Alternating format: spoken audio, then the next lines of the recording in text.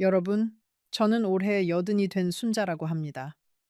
오늘 제가 들려드릴 이야기는 제 인생에서 가장 부끄럽고 가장 후회스러운 어느 한 시절의 이야기입니다. 65, 그 나이에 저는 다시 한번 결혼이라는 것을 했습니다. 외로워서가 아니었습니다. 그저 통장에 찍힌 숫자가 너무 무서워서였습니다. 남편을 먼저 보내고 혼자가 된 지 7년째 되던 해였습니다. 국민연금이라고 들어오는 돈은 한 달에 40만 원이 채 되지 않았고 아들 내외는 자기들 살기도 빠듯하다며 명절 때나 봉투 하나 쥐어주는 게 전부였습니다. 전기세, 수도세, 보일러 기름값, 약값. 그 5글자가 어찌나 무겁던지요. 한겨울에 보일러를 끄고 전기장판 하나로 버티던 그 밤들을 저는 지금도 또렷이 기억합니다. 그러던 어느 봄날이었습니다. 동네 노인정에서 알게 된 한 할머니가 제 손을 꼭 잡더니 이러시는 겁니다. 순자야, 너 이렇게 살다 죽는다. 내가 좋은 사람 하나 소개해 줄게. 부산에서 작은 식당 하던 사람인데 부인 보낸 지 오래됐고 자식들도 다 출가했고 무엇보다 사람이 점잖아. 그 말 한마디에 저는 마음이 흔들렸습니다. 아니, 정확히 말하면 흔들린 게 아니라 무너졌습니다. 그 남자의 이름은 김영석이라고 했습니다. 저보다 2살 위, 67. 처음 만난 날 그는 흰 와이셔츠에 정장 바지를 입고 나왔습니다. 머리는 단정히 빗어 넘기고 손에는 작은 꽃다발을 들고 있었지요. 그날 저는 거울 앞에서 1시간이나 매무새를 다듬었습니다. 65, 그 나이에 무슨 설렘이냐고 하시겠지만 사람의 마음은 나이를 먹지 않더군요. 그가 저를 보고 환하게 웃으며 순자 씨, 사진보다 훨씬 곱습니다 하고 말했을 때 저는 그 한마디에 마음의 빗장을 풀어버렸습니다. 지금부터 제가 들려드릴 이야기는 그날 그 빗장을 풀었던 어리석은 늙은이가 어떤 대가를 치렀는지에 관한 것입니다.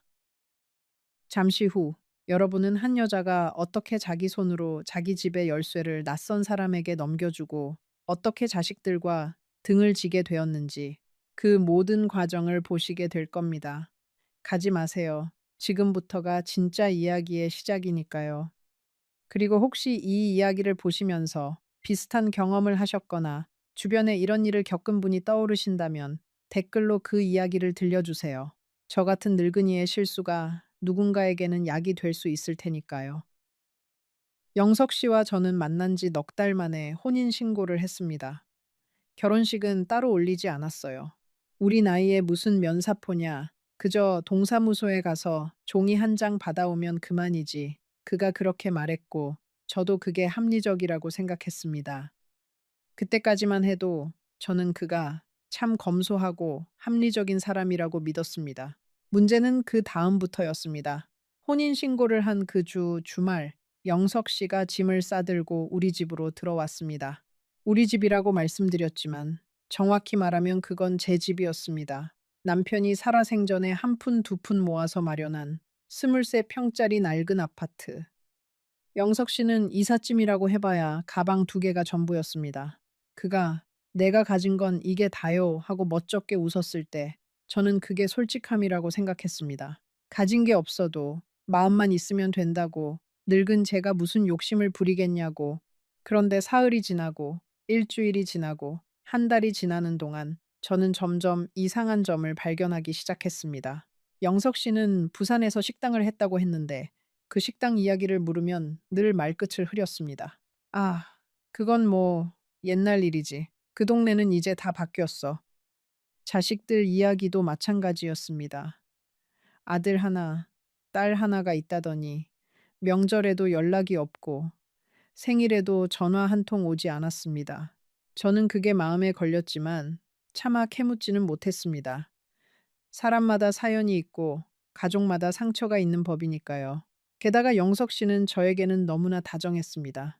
아침마다 제가 좋아하는 두부조림을 해주고 저녁이면 제 손을 잡고 동네 산책을 나가고 가끔은 길가의 핀들꽃을 꺾어와서 제 머리에 꽂아주기도 했지요. 65, 그 나이에 누가 저에게 그런 다정함을 보여주었겠습니까? 저는 그 다정함에 취해서 보아야 할 것을 보지 못했습니다. 그가 우리 집에 들어온 지 2주째 되던 날이었습니다. 저는 아침 일찍 시장에 갔다가 평소보다 일찍 돌아왔습니다. 물을 한 잔 사들고 현관문을 여는데 안방에서 영석 씨의 목소리가 들렸습니다. 누군가와 전화 통화를 하고 있었지요. 저는 물을 내려놓다 말고 그 자리에 그대로 서서 귀를 기울였습니다. 아, 그래. 알았다니까. 조금만 더 기다려봐. 곧 정리될 거야. 그 사람한테는 내가 알아서 할 테니까. 그 말투가 평소 저에게 말할 때와는 너무나 달랐습니다. 차갑고 사무적이고 어딘가 누군가를 속이는 듯한. 저는 그날 저녁 영석 씨에게 슬쩍 물어보았습니다. 오늘 누구하고 통화하셨어요? 그러자 그가 잠시 멈칫하더니 환하게 웃으며 말했습니다. 아, 옛날 친구야. 한잔 하자고 하는데 내가 거절했지. 당신이랑 오붓이 저녁 먹어야 하니까. 그 한마디에 저는 또 마음이 풀어졌습니다. 사람의 의심이라는 것이 한번 풀어지면 다시 단단해지기까지 얼마나 오랜 시간이 걸리는지 그때는 미처 알지 못했습니다. 그 무렵부터 영석 씨는 제 살림에 관심을 가지기 시작했습니다. 어느 날은 아파트 문서를 들여다보더니 이 집 명의는 누구로 되어 있어? 하고 물었고 또 어느 날은 통장을 보더니 당신 평생 돈을 잘 모았네 하고 칭찬을 했지요. 저는 그 질문들이 자연스러운 부부 사이의 대화라고 생각했습니다. 부부가 되었으니 서로의 형편을 아는 것이 당연하지 않냐고 저는 그렇게 저 자신을 설득했습니다. 그러던 어느 날 우체통에 낯선 우편물 하나가 들어와 있었습니다. 영석 씨 앞으로 온 등기 우편. 내용물은 보지 못했지만 봉투 겉면에 찍힌 단어 하나가 제 가슴을 철렁 내려앉게 했습니다.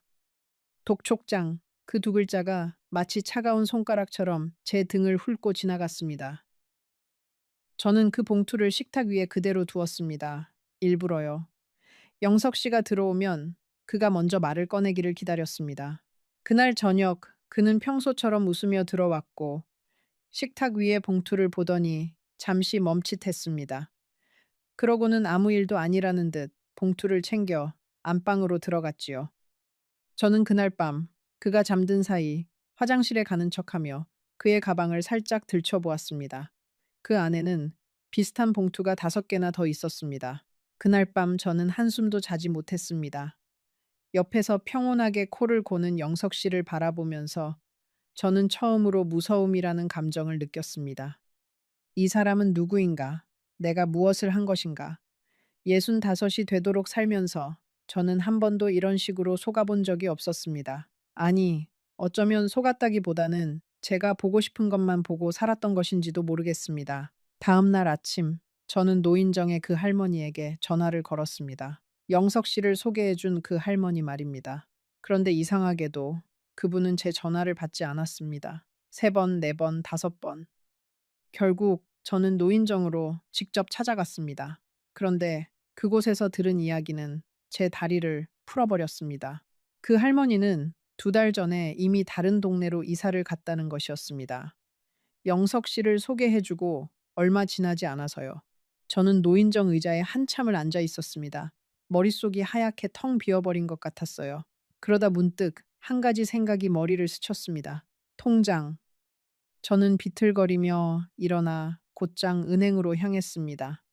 가는 길에 다리가 자꾸 후들거려서 몇 번이나 길가에 주저앉을 뻔했습니다. 은행 창구 앞에 앉아 통장을 내밀고 잔액 조회를 부탁했을 때 저는 두 손을 꼭 모으고 기도를 했습니다. 제발, 제발, 아무 일도 없기를. 그런데 직원이 화면을 들여다보더니 잠시 머뭇거리며 이렇게 물었습니다.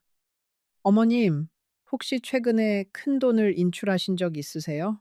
저는 그 질문에 멍하니 직원의 얼굴을 바라보았습니다. 입이 떨어지지 않았습니다. 한참 만에야 겨우 목소리를 짜냈지요. 얼마나 나갔나요? 직원은 조심스럽게 화면을 저에게 돌려 보여주었습니다. 한 번에 1,000만 원, 또 한 번에 1,500만 원, 그리고 잘게 쪼개서 빠져나간 수많은 금액들. 그 숫자들을 보는 순간 저는 의자에서 일어설 힘조차 잃었습니다. 직원이 물 한 컵을 가져다 주며 말했습니다. 어머님 괜찮으세요? 보호자분께 연락드릴까요? 저는 고개를 가로저었습니다. 보호자라는 단어가 어찌나 우습게 들리던지요. 제가 보호받아야 할 사람이 된 것입니다. 평생 2 아이를 키우고 시부모를 모시고 한 가정을 지켜왔던 제가 이제는 누군가의 보호가 필요한 처지가 된 것입니다. 그 사실이 잃어버린 돈보다 더 큰 아픔으로 다가왔습니다. 이쯤에서 잠시 멈추겠습니다. 여러분 중에는 분명 이런 생각을 하시는 분이 계실 겁니다. 그러게, 왜 그 나이에 결혼을 해서, 왜 통장 관리도 제대로 못하고, 맞습니다. 저도 그렇게 생각합니다. 하지만 이야기를 끝까지 들어주세요. 잠시 후에 여러분은 제가 왜 그렇게밖에 할 수 없었는지, 그리고 그 결과가 어떻게 더 깊은 수렁으로 저를 끌고 갔는지, 그 모든 것을 보시게 될 겁니다. 통장에서 빠져나간 돈은 총 4,300만 원이었습니다. 남편이 남기고 간 사망보험금과 제가 평생 시장에서 나무를 팔아 모은 돈, 그리고 노후를 위해 적금으로 묶어두었던 돈까지 모두 다 영석 씨의 손에 의해서 빠져나간 것이었습니다. 도장과 비밀번호. 저는 결혼 후에 그에게 그것을 맡겼습니다. 당신이 살림을 맡으니 관리하기 편하게, 그렇게 말이지요. 그게 얼마나 어리석은 일이었는지 저는 그제야 깨달았습니다. 집으로 돌아오는 길은 마치 다른 세상을 걷는 것 같았습니다. 익숙한 골목, 익숙한 가게, 익숙한 사람들이 모두 낯설게 느껴졌습니다. 저는 현관문 앞에 서서 도어록 비밀번호를 한참이나 누르지 못했습니다. 그 안에 저의 모든 것을 빼앗아간 사람이 앉아 있었으니까요. 문을 열고 들어가자 영석 씨는 거실 소파에 앉아 텔레비전을 보고 있었습니다. 저를 보더니 환하게 웃으며 당신 어디 다녀왔어? 점심은 먹었고? 하고 묻더군요. 저는 그 얼굴을, 그 웃음을 가만히 바라보았습니다. 그리고 처음으로 깨달았습니다. 저 얼굴은 가면이라는 것을, 저 웃음 뒤에는 아무것도 없다는 것을. 저는 그날 저녁 영석 씨에게 통장 이야기를 꺼냈습니다. 떨리는 목소리를 애써 누르며 차분하게 물었지요. 여보, 통장에서 돈이 많이 빠져나갔던데 무슨 일이에요? 그 순간 그의 얼굴이 변했습니다. 그동안 보여주었던 다정한 미소가 사라지고 처음 보는 차가운 표정이 그 자리를 채웠습니다. 아, 그거. 그는 잠시 침묵하더니 마치 별일 아니라는 듯 이렇게 말했습니다. 내가 부산에 좀 급한 일이 있어서 우선 돌려막기로 썼어. 곧 갚을게. 곧 갚는다. 그 말을 듣는 순간 저는 알았습니다. 그 돈은 다시 돌아오지 않을 거라는 것을. 저는 그날 밤 안방에서 영석 씨를 마주보고 앉았습니다. 그리고 천천히 한마디 한마디 꾹꾹 눌러 담아 말했습니다. 당신, 부산에서 식당 하다가 빚을 진 거지요. 그래서 도망치듯 올라온 거고. 그의 얼굴이 굳어졌습니다. 자식들이 연락 없는 것도 그 빚 때문이지요. 그렇지요? 그는 한참을 침묵하다가 결국 고개를 끄덕였습니다. 알고 보니 영석 씨는 부산에서 식당을 운영하다가 사기를 당해 큰 빚을 지고 있었습니다. 사채까지 손을 댔다가 결국 자식들에게까지 손을 벌렸고 자식들은 더 이상 그를 보지 않겠다고 등을 돌렸다고 했습니다. 그래서 그는 새로운 시작이 필요했고 그 새로운 시작의 도구로 저를 선택한 것이었습니다. 그가 천천히 자기 이야기를 풀어놓을수록 저는 점점 더 많은 것들이 이해되기 시작했습니다. 왜 그가 결혼식을 하지 말자고 했는지, 왜 자식들 이야기를 그토록 꺼렸는지, 왜 명절에도 그의 휴대전화는 조용했는지, 왜 옛 친구들과의 연락도 거의 없었는지, 그 모든 작은 의문들이 이제 와서 보니 하나의 큰 그림으로 맞춰지고 있었습니다. 저는 그 그림 안에서 가장 어리석은 조연 역할을 하고 있었던 것이지요. 영석 씨는 자기 변명을 늘어놓기 시작했습니다. 내가 처음부터 당신을 속이려고 한 건 아니야. 정말이야. 처음에는 그저 함께 살 사람이 필요했어. 그런데 빚쟁이들이 자꾸 찾아오고 사채 이자가 눈덩이처럼 불어나고 그는 말을 흐렸습니다. 저는 가만히 그의 말을 들었습니다. 화를 내지도 따지지도 않았습니다. 그 모든 말들이 사실은 아무 의미도 없다는 것을 이미 알고 있었기 때문입니다. 그가 무슨 말을 하든 4,300만 원은 돌아오지 않을 테니까요. 저는 그 이야기를 들으면서 이상하게도 화가 나지 않았습니다. 분노보다 먼저 찾아온 것은 깊고 무거운 슬픔이었습니다. 이 남자도 한때는 누군가의 남편이었고, 누군가의 아버지였고, 누군가에게 자랑이었을 텐데, 그 모든 것을 잃고 67 나이에 낯선 여자를 속여야만 살 수 있었던 이 남자의 인생이 저는 가엾기까지 했습니다. 하지만 그 가엾음과는 별개로 저는 결단을 내려야 했습니다. 다음 날 아침 저는 시청에 가서 무료 법률 상담을 받았습니다. 변호사라는 분이 제 이야기를 듣더니 한숨을 푹 쉬더군요. 어머님, 안타깝지만 혼인 관계에서 배우자가 가져간 돈은 형사처벌이 어렵습니다. 민사로 가셔야 하는데 그분이 돈이 없으면 받아내기도 어렵고요. 그 말을 듣고 저는 한참을 멍하니 앉아 있었습니다. 변호사는 한참 저를 바라보더니 조심스럽게 한마디를 덧붙였습니다. 어머님, 솔직히 말씀드리면 이런 경우를 저희가 한두 번 보는 게 아닙니다. 외로운 어르신들을 노리고 접근하는 사람들이 의외로 많습니다. 그분들은 처음부터 결혼 자체가 목적이 아니라 그 뒤에 따라오는 재산이 목적인 경우가 많지요. 그 말을 듣는 순간 저는 가슴 한쪽이 무너지는 것 같았습니다. 그러니까 저는 누군가가 미리 그려놓은 그림의 한 점에 불과했던 겁니다. 어느 외로운 노인 한 사람이 아니라 그 외로운 노인이 가진 작은 재산이 목표였던 것이지요. 변호사는 이혼 절차에 대해 자세히 설명해 주었습니다. 협의 이혼이 가능한지, 위자료 청구는 어떻게 해야 하는지, 그리고 만약 영석 씨가 다른 사람에게도 같은 일을 저질렀다면 형사 고소가 가능할 수도 있다는 것까지. 저는 변호사의 설명을 노트에 꼼꼼히 받아 적었습니다. 손이 떨려서 글씨가 자꾸 흔들렸지만 그래도 끝까지 받아 적었습니다. 이제는 도망갈 수 없으니 정면으로 마주해야 한다는 것을 알고 있었기 때문입니다. 집으로 돌아와서 저는 며칠을 끙끙 앓았습니다. 밥도 넘어가지 않고 잠도 오지 않고 거울을 보는 것조차 두려웠습니다. 거울 속에는 한 어리석은 늙은이가 멍한 눈으로 저를 바라보고 있었으니까요. 그 어리석음을 마주하는 것이 빚을 잃은 것보다 더 아팠습니다. 그 며칠 동안 영석 씨는 마치 아무 일도 없었다는 듯이 살았습니다. 아침이면 늦게 일어나서 밥을 찾았고, 낮이면 텔레비전을 보았고, 저녁이면 동네 사람들과 어울려 막걸리를 마시고 들어왔습니다.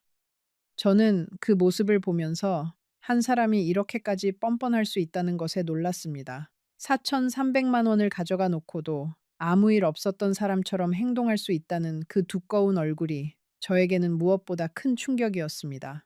한 번은 그가 술에 취해 들어와서 저에게 이렇게 말한 적도 있었습니다. 여보, 우리 이제 부부니까 통장도 하나로 합치는 게 어때? 살림이 더 편해질 거야. 저는 그 말을 듣고 속에서 무언가가 꿈틀하는 것을 느꼈습니다. 이미 통장이 비워진 것을 알면서도 또 다른 통장에 손을 대려는 그 욕심이 저를 다시 한번 일깨웠습니다. 더 이상 망설이면 안 된다. 더 이상 늦추면 안 된다. 그날 밤 저는 잠을 한숨도 자지 못했습니다. 영석 씨가 옆에서 코를 골며 자는 동안 저는 천장을 바라보며 평생 살아온 시간들을 돌아보았습니다. 시장에서 나무를 팔며 두 아이를 키워낸 그 시간들. 남편이 병으로 누워 있을 때 밤마다 그의 손을 잡고 기도하던 그 시간들. 손주가 태어나서 처음으로 할머니하고 부르던 그 가을 오후. 그 모든 시간들이 영석 씨라는 한 사람에 의해 송두리째 흔들리고 있다는 사실이 저는 도저히 받아들일 수 없었습니다. 평생 쌓아온 제 인생을 5달 만에 무너뜨리도록 둘 수는 없었습니다. 이튿날 아침, 저는 거울 앞에 서서 한참 동안 제 얼굴을 들여다보았습니다. 거기에는 70이 다 되어가는 한 노인이 있었습니다. 눈가에는 주름이 깊었고, 머리는 거의 다 하얗게 셌으며, 두 어깨는 평생의 무게를 지고 살짝 굽어 있었습니다. 그 얼굴을 바라보면서 저는 제 자신에게 약속했습니다. 더 이상은 이 얼굴이 부끄러워지지 않게 살자. 어떤 결정이든 내 두 다리로 서서 내리자. 누군가의 손에 끌려다니지 말자. 그러던 어느 날 큰아들에게서 전화가 왔습니다. 엄마, 명절 때 못 갔는데 잘 지내시지요? 평소 같으면 그저 그런 안부 전화였을 텐데 그날따라 저는 아들의 목소리가 너무나 그리웠습니다. 그래서 저도 모르게 떨리는 목소리로 말이 흘러나왔습니다. 아들아, 엄마가 큰 잘못을 했다. 전화기 너머로 침묵이 흘렀습니다. 아들은 한참 만에 입을 열었지요. 엄마, 무슨 일이에요? 저는 모든 것을 털어놓았습니다. 재혼한 것, 통장이 비워진 것, 그 남자가 사실은 빚쟁이였다는 것까지.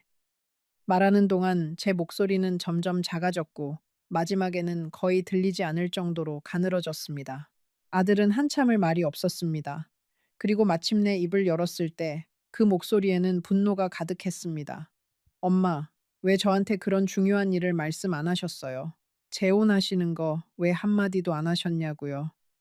저는 아무 말도 할 수 없었습니다. 사실은 말하지 못한 게 아니라 말하지 않은 것이었으니까요. 자식들에게 짐이 되기 싫어서 혼자 결정한 일이었으니까요. 아들은 그날 저녁 바로 우리 집으로 달려왔습니다. 영석 씨가 거실에 앉아 있는 것을 보더니 아들의 얼굴이 일그러졌습니다. 두 남자가 거실 한가운데에서 마주 보았습니다. 아들은 42살, 영석 씨는 67. 그 둘 사이에 흐르는 공기가 저는 평생 잊지 못할 겁니다. 차갑고 무겁고 칼날 같았어요. 아들은 영석 씨에게 차분하게 말했습니다. 어르신, 일주일 안에 이 집에서 나가주세요. 그리고 어머니 돈 가져가신 거 한 푼도 빠짐없이 돌려주세요. 영석 씨는 고개를 숙이고 있었습니다. 변명도 하지 않고 항변도 하지 않고 그저 고개만 숙이고 있었지요. 그 모습이 저는 또 마음이 약해질 뻔했습니다. 하지만 아들이 떠난 뒤 영석 씨는 다시 본색을 드러냈습니다. 당신 아들이 뭔데 나한테 이래라 저래라야. 우리는 부부인데 부부 사이에 돈 좀 쓴 게 그렇게 큰 죄야? 그 말을 듣는 순간 저는 마지막 남아있던 정마저 차갑게 식어버리는 것을 느꼈습니다. 부부. 그 단어가 이렇게 무겁고 이렇게 잔인할 수도 있다는 것을 저는 그때 처음 알았습니다. 그날부터 영석 씨는 변했습니다. 더 이상 다정하지 않았고 더 이상 들꽃을 꺾어다 주지도 않았습니다. 그는 종일 거실 소파에 누워 텔레비전만 보았고 끼니 때가 되면 밥 안 줘? 하고 짜증을 냈습니다. 제가 청소를 하거나 빨래를 하면 그 옆에서 콧방귀를 뀌었고요. 마치 이미 다 잃은 마당에 무엇이 두렵겠냐는 듯한 태도였습니다. 저는 그 일주일 동안 집에서 지내는 것이 너무나 괴로웠습니다. 한 집 안에 두 사람이 있는데도 마치 모르는 사람과 같은 공간에 갇혀 있는 것 같았어요. 밤이 되면 저는 안방문을 잠그고 들어갔습니다. 그가 무서워서가 아니라 그의 숨소리조차 듣기 싫었기 때문입니다. 한때 다정하게 손을 잡았던 그 사람의 숨소리가 이제는 칼날처럼 제 귀를 찔렀습니다. 그 일주일 동안 저는 영석 씨를 거의 본 적이 없습니다. 같은 집에 살면서도 우리는 마치 다른 세계에 있는 것 같았습니다. 그가 거실에 있으면 저는 안방으로, 제가 부엌에 있으면 그는 베란다로. 우리는 서로를 피했고 마주칠 때마다 시선을 떨어뜨렸습니다. 가끔 거실에서 그의 한숨 소리가 들려왔습니다. 깊고 무거운 늙은 남자의 한숨. 그 한숨을 들으면서 저는 묘한 감정에 사로잡혔습니다. 측은함도 아니고 분노도 아닌 그저 무겁기만 한 어떤 감정. 엿새째 되던 날 저녁, 저는 부엌에서 혼자 밥을 먹고 있었습니다. 그러자 영석 씨가 조용히 부엌으로 들어와 식탁 맞은편에 앉았습니다. 저는 수저를 멈추지 않았습니다. 그저 묵묵히 밥을 먹었지요. 한참을 가만히 앉아 있던 영석 씨가 작은 목소리로 말했습니다. 순자야, 정말 미안하다. 내가 처음부터 너를 속이려고 한 건 아니었어.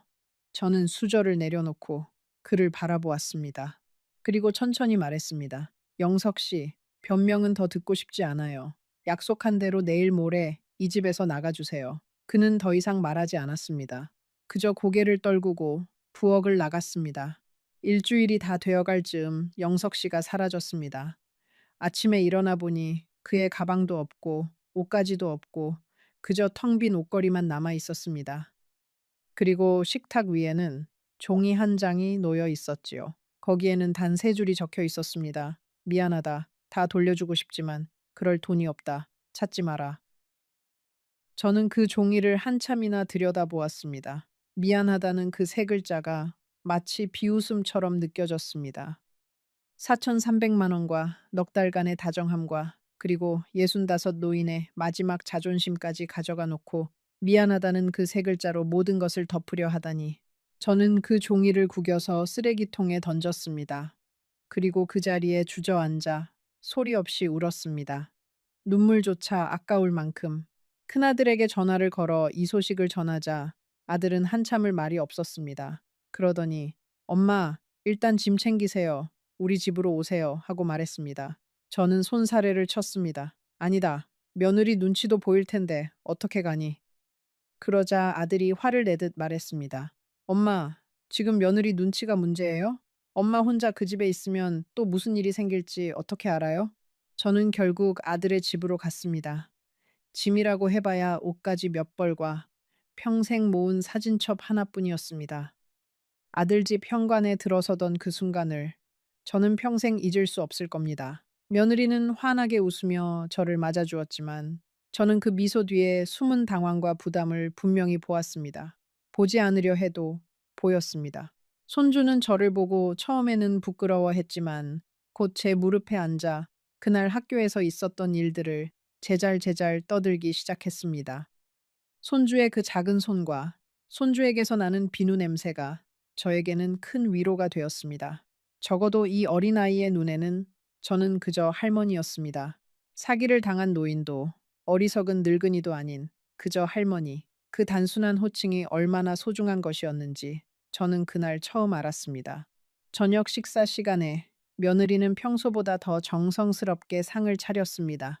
갈치조림, 시금치 무침, 계란찜, 그리고 제가 좋아하는 강된장까지.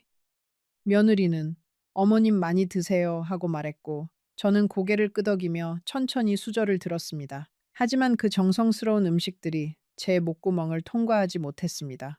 한 숟갈 한 숟갈이 모두 무겁게 느껴졌습니다. 마치 제가 다른 사람의 식탁에 앉아 있는 것 같은 그런 어색함이 가시지 않았습니다. 그날 밤 아들네 작은 방에 누워서 저는 천장을 한참이나 바라보았습니다. 천장에 매달린 조명이 마치 저를 비웃는 눈처럼 보였습니다. 65에 재혼한 죄, 자식들에게 알리지 않은 죄, 낯선 남자에게 모든 것을 맡긴 죄, 그 죄들이 한꺼번에 저를 짓눌렀습니다. 잠이 올 리가 없었지요. 새벽 2시쯤 저는 물을 마시러 부엌으로 나갔습니다. 그런데 거실에 불이 켜져 있더군요. 아들이 거실 소파에 앉아 어두운 텔레비전 화면을 멍하니 바라보고 있었습니다. 저는 조용히 그 옆에 앉았습니다. 한참을 말없이 앉아 있다가 아들이 먼저 입을 열었습니다. 엄마, 죄송해요.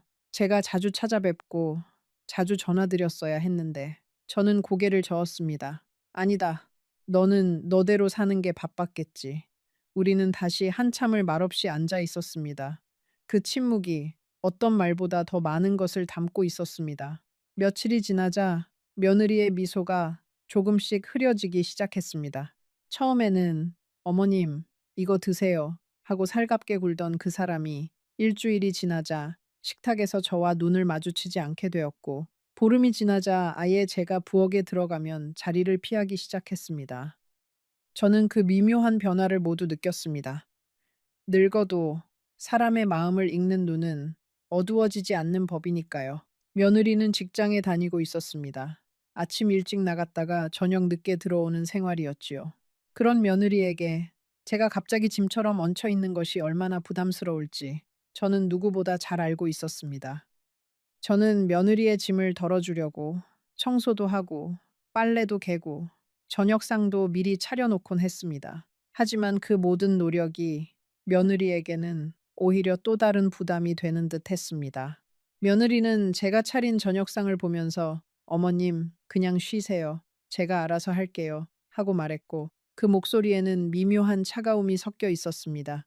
손주만이 저에게 변함없는 따뜻함을 보여주었습니다. 학교에서 돌아오면 가장 먼저 할머니 하고 달려와 안기고 숙제를 할 때도 제 옆에 앉아서 했습니다.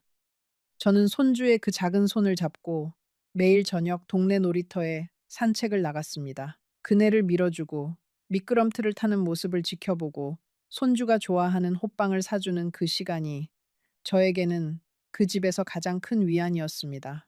하지만 그 위안조차도 영원할 수 없다는 것을 저는 알고 있었습니다. 한 달이 채 지나지 않아 아들 부부는 밤마다 안방에서 다투기 시작했습니다. 벽 너머로 들리는 소리는 작았지만 저는 그 소리에 담긴 감정을 모두 알아챘습니다.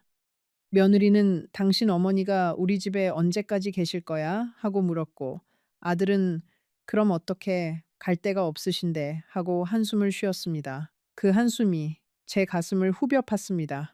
며느리의 목소리는 점점 더 커졌습니다. 어머님이 그런 결정을 혼자 내리신 거잖아. 우리한테는 한마디 상의도 없이. 그런데 왜 결과는 우리가 책임져야 해? 아들이 무어라 대답했지만 저는 그 대답을 정확히 듣지 못했습니다. 다만 며느리의 다음 한마디가 칼날처럼 제 가슴에 박혔습니다. 그리고 솔직히 어머님은 우리 가족이 아니잖아. 당신 어머니지. 그 말이 사실이라는 것이 가장 아팠습니다. 그날 밤 저는 짐을 다시 챙겼습니다. 며느리에게도 아들에게도 짐이 되고 싶지 않았습니다. 짐 밑에, 아니, 더 정확히 말하면 더 이상 저 자신에게 부끄럽고 싶지 않았습니다. 새벽 5시, 저는 아무에게도 말하지 않고 집을 나섰습니다. 가방 하나를 들고 옛 아파트로 돌아가는 첫 차를 탔습니다. 가방을 챙기면서 저는 손주가 자고 있는 방문 앞에 잠시 멈춰 섰습니다. 문을 살짝 열어보니 손주는 곰 인형을 꼭 끌어안고 새근새근 자고 있었지요. 그 모습을 보면서 저는 가슴이 미어졌습니다. 한 번만 더 안아주고 싶었지만 깨우면 안 되니까 그저 멀리서 그 작은 얼굴을 한참 동안 바라보기만 했습니다. 그리고 마음속으로 이렇게 말했습니다. 할머니가 잠시 자리를 비우는 거야. 그래도 너를 사랑하는 마음은 변하지 않아. 식탁 위에는 며느리에게 남기는 짧은 쪽지를 한 장 두고 나왔습니다. 며느라, 신세 많이 졌다. 더 이상 짐이 되고 싶지 않아서 가본다. 너희 잘못은 하나도 없으니 마음 쓰지 마라. 손주에게도 미안하다고 전해주렴. 그 쪽지를 쓰면서 저는 한 번도 펜을 멈추지 않았습니다. 만약 한 번이라도 멈추면 다시는 펜을 들 용기가 나지 않을 것 같았으니까요. 지하철 안에서 창밖으로 어스름이 밝아오는 것을 바라보면서 저는 처음으로 제 자신과 진솔하게 마주 앉았습니다. 왜 나는 영석 씨를 받아들였을까? 정말로 생활비가 무서워서였을까? 아니면 외로움이 무서워서였을까? 그것도 아니라면 그저 누군가에게 한 번 더 사랑받고 싶었던 것일까? 저는 답을 찾을 수 없었습니다. 어쩌면 그 세 가지가 모두 섞여 있었는지도 모르겠습니다. 지하철은 거의 비어 있었습니다. 저처럼 새벽에 일터로 향하는 사람 몇 명만이 띄엄띄엄 앉아 있었지요.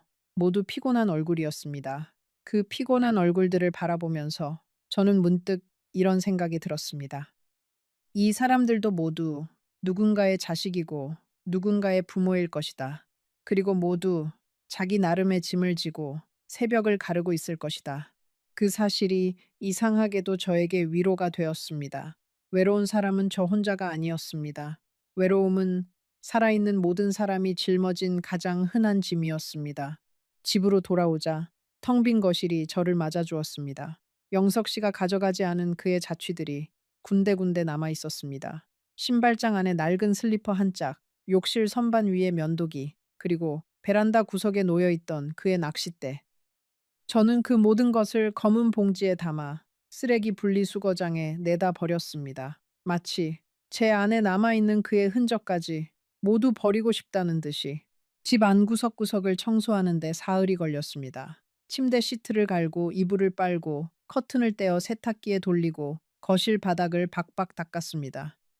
평생 살림을 해온 손이지만 그날만큼은 청소가 그렇게 힘에 부친 적이 없었습니다.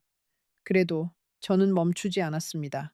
한 군데 한 군데 청소를 할 때마다 마치 영석 씨가 남긴 그림자가 한 겹씩 벗겨져 나가는 것 같았으니까요.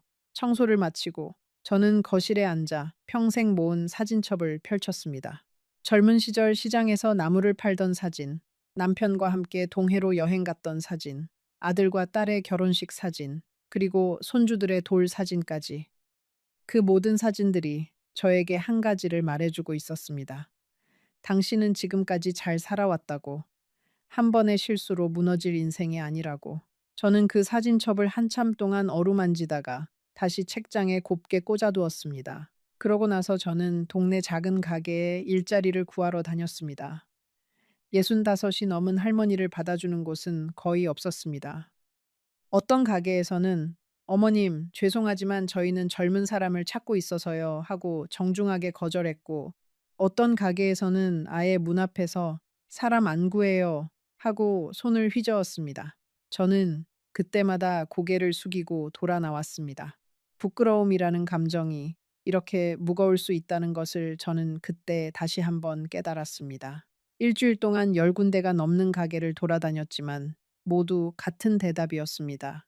어느 날 저녁, 지친 몸으로 집에 돌아와 부엌 식탁에 앉아 있는데 갑자기 눈물이 쏟아졌습니다. 평생 누구에게 손을 벌리지 않고 살았는데 이제는 일조차 할 수 없는 늙은이가 되었다는 사실이 저를 무너뜨렸습니다. 그날 밤 저는 식탁에 엎드려 한참을 울었습니다. 늙은 사람의 울음은 소리가 없습니다. 그저 어깨만 흔들리고 눈물만 식탁 위에 떨어질 뿐이지요. 그러던 중 동네 끝 골목에 있는 작은 반찬 가게 사장님이 저를 받아주셨습니다. 어머님, 일당은 많이 못 드려요. 그래도 와주실래요? 그 말에 저는 고개를 깊이 숙였습니다. 평생 누구에게 그렇게 깊이 고개를 숙여본 적이 없었지요. 가게 사장님은 40살쯤 되는 젊은 여자분이었습니다. 두 아이를 키우면서 가게를 운영하느라 늘 바빠 보였지요. 저를 보더니 어머님 손맛이 좋다고 동네에서 소문이 자자하시던데요. 저희 가게에 오시면 정말 큰 도움이 되실 것 같아요. 하고 말씀하셨습니다. 저는 그 말이 그저 격려의 말일 뿐이라는 것을 알고 있었습니다. 늙은이를 받아주는 데에 무슨 큰 이유가 있겠습니까? 그래도 그 말 한마디가 저에게는 너무나 따뜻하게 들렸습니다. 반찬 가게에서 일을 하는 동안 저는 천천히 회복되어 갔습니다. 새벽에 일어나 콩나물을 다듬고 멸치를 볶고 김치를 담그는 그 단순한 노동이 저에게는 약이 되었습니다. 손에 마늘 냄새가 배고 허리가 아프고 다리가 부어도 저는 그 시간이 좋았습니다. 왜냐하면 그 시간 동안만큼은 영석 씨도 4,300만 원도 며느리의 차가운 눈빛도 잊을 수 있었으니까요. 첫 월급을 받던 날이 생각납니다. 봉투에 든 돈은 그리 많지 않았습니다. 한 달 일당으로 78만 원. 하지만 그 봉투를 받아든 순간 저는 가슴이 벅차올랐습니다. 누구에게도 신세를 지지 않고 누구에게도 빚을 지지 않고 제 두 손으로 벌어들인 돈, 그 무게가 통장에 있던 4,300만 원보다 훨씬 무겁게 느껴졌습니다. 저는 그 봉투를 가슴에 안고 집으로 돌아오는 길에 처음으로 환하게 웃었습니다. 한 달 만의 미소였습니다. 그날 저녁 저는 그 돈으로 작은 화분 하나를 샀습니다. 꽃집 앞을 지나다가 눈에 들어온 빨간 제라늄이었습니다. 영석 씨가 들꽃을 꺾어다 주던 그 시절이 떠올라서 잠시 망설였지만 저는 결국 그 화분을 사들고 집으로 돌아왔습니다. 누군가가 주는 꽃이 아니라 제가 직접 골라서 산 꽃. 그 차이가 얼마나 큰지 저는 그 화분을 거실 창가에 놓으면서 비로소 알게 되었습니다. 그렇게 일을 시작한 지 2달쯤 되었을 때 가게에 자주 오시는 한 손님이 있었습니다. 70살쯤 되어 보이는 할아버지였는데 매일 같은 시간에 와서 같은 반찬을 사가셨습니다. 멸치볶음 한 봉지, 김치 한 봉지, 그리고 두부조림 한 봉지. 처음에는 그저 외로운 노인이려니 했습니다. 그런데 어느 날 그 할아버지가 저에게 조심스럽게 말을 거셨습니다. 사장님, 혹시 그쪽이 만드신 반찬인가요? 맛이 우리 집사람 손맛이랑 너무 비슷해서요. 저는 잠시 멈칫했습니다. 그 한마디가 제 가슴 깊은 곳을 건드렸습니다. 네, 제가 만들었어요. 그러자 그분은 잠시 침묵하더니 눈가가 붉어진 채로 이렇게 말씀하셨습니다. 감사합니다. 덕분에 매일 집사람 생각하며 밥을 먹습니다. 저는 그 말을 듣고 마음 한구석이 따뜻해지는 것을 느꼈습니다. 영석 씨를 만난 이후로 처음 느껴보는 따뜻함이었습니다. 그 할아버지의 이름은 박정호라고 했습니다. 부인을 보낸 지 3년째 된다고 하셨고, 자식들은 모두 외국에 살고 있다고 하셨지요. 저는 박 어르신과 가끔 가게 앞 평상에 앉아 짧은 대화를 나누게 되었습니다. 날씨 이야기, 자식 이야기, 옛날 이야기, 그게 다였습니다. 그 어떤 약속도, 그 어떤 다정한 말도 없었습니다. 그저 같은 시대를 살아온 두 노인이 잠깐 햇살 아래에 앉아 있을 뿐이었지요. 박 어르신은 평생 학교 선생님으로 일하셨다고 했습니다. 정년 퇴직하시고는 사모님과 함께 텃밭을 가꾸며 살았는데 어느 날 사모님이 갑자기 쓰러지셨고 그 길로 다시 일어나지 못하셨다고 했지요. 3년이 지났는데도 매일 아침에 일어나면 옆자리가 너무 허전해요. 박 어르신이 그렇게 말씀하실 때 저는 그 마음을 누구보다 잘 알았습니다. 남편을 먼저 보낸 지 7년이 지났지만 저 역시 아침에 눈을 뜰 때마다 그 허전함을 느끼곤 했으니까요. 그런데도 저는 두려웠습니다. 박 어르신이 저에게 친절을 베풀 때마다 저는 영석 씨의 얼굴이 떠올랐습니다. 그도 처음에는 이렇게 친절했지. 그도 처음에는 이렇게 다정했지. 그래서 저는 박 어르신과 마주 앉을 때마다 마음의 벽을 두껍게 쌓아 올렸습니다. 한 번 무너뜨린 벽을 다시 쌓는 일은 처음 쌓을 때보다 훨씬 어려웠습니다. 조금만 더 기다려 주세요. 곧 제가 그 두려움을 어떻게 마주했는지, 그리고 영석 씨라는 그림자가 어떻게 다시 제 인생에 찾아왔는지 그 모든 이야기를 들려드리겠습니다. 사실 인생이라는 것은 한 번의 실수로 끝나지 않습니다.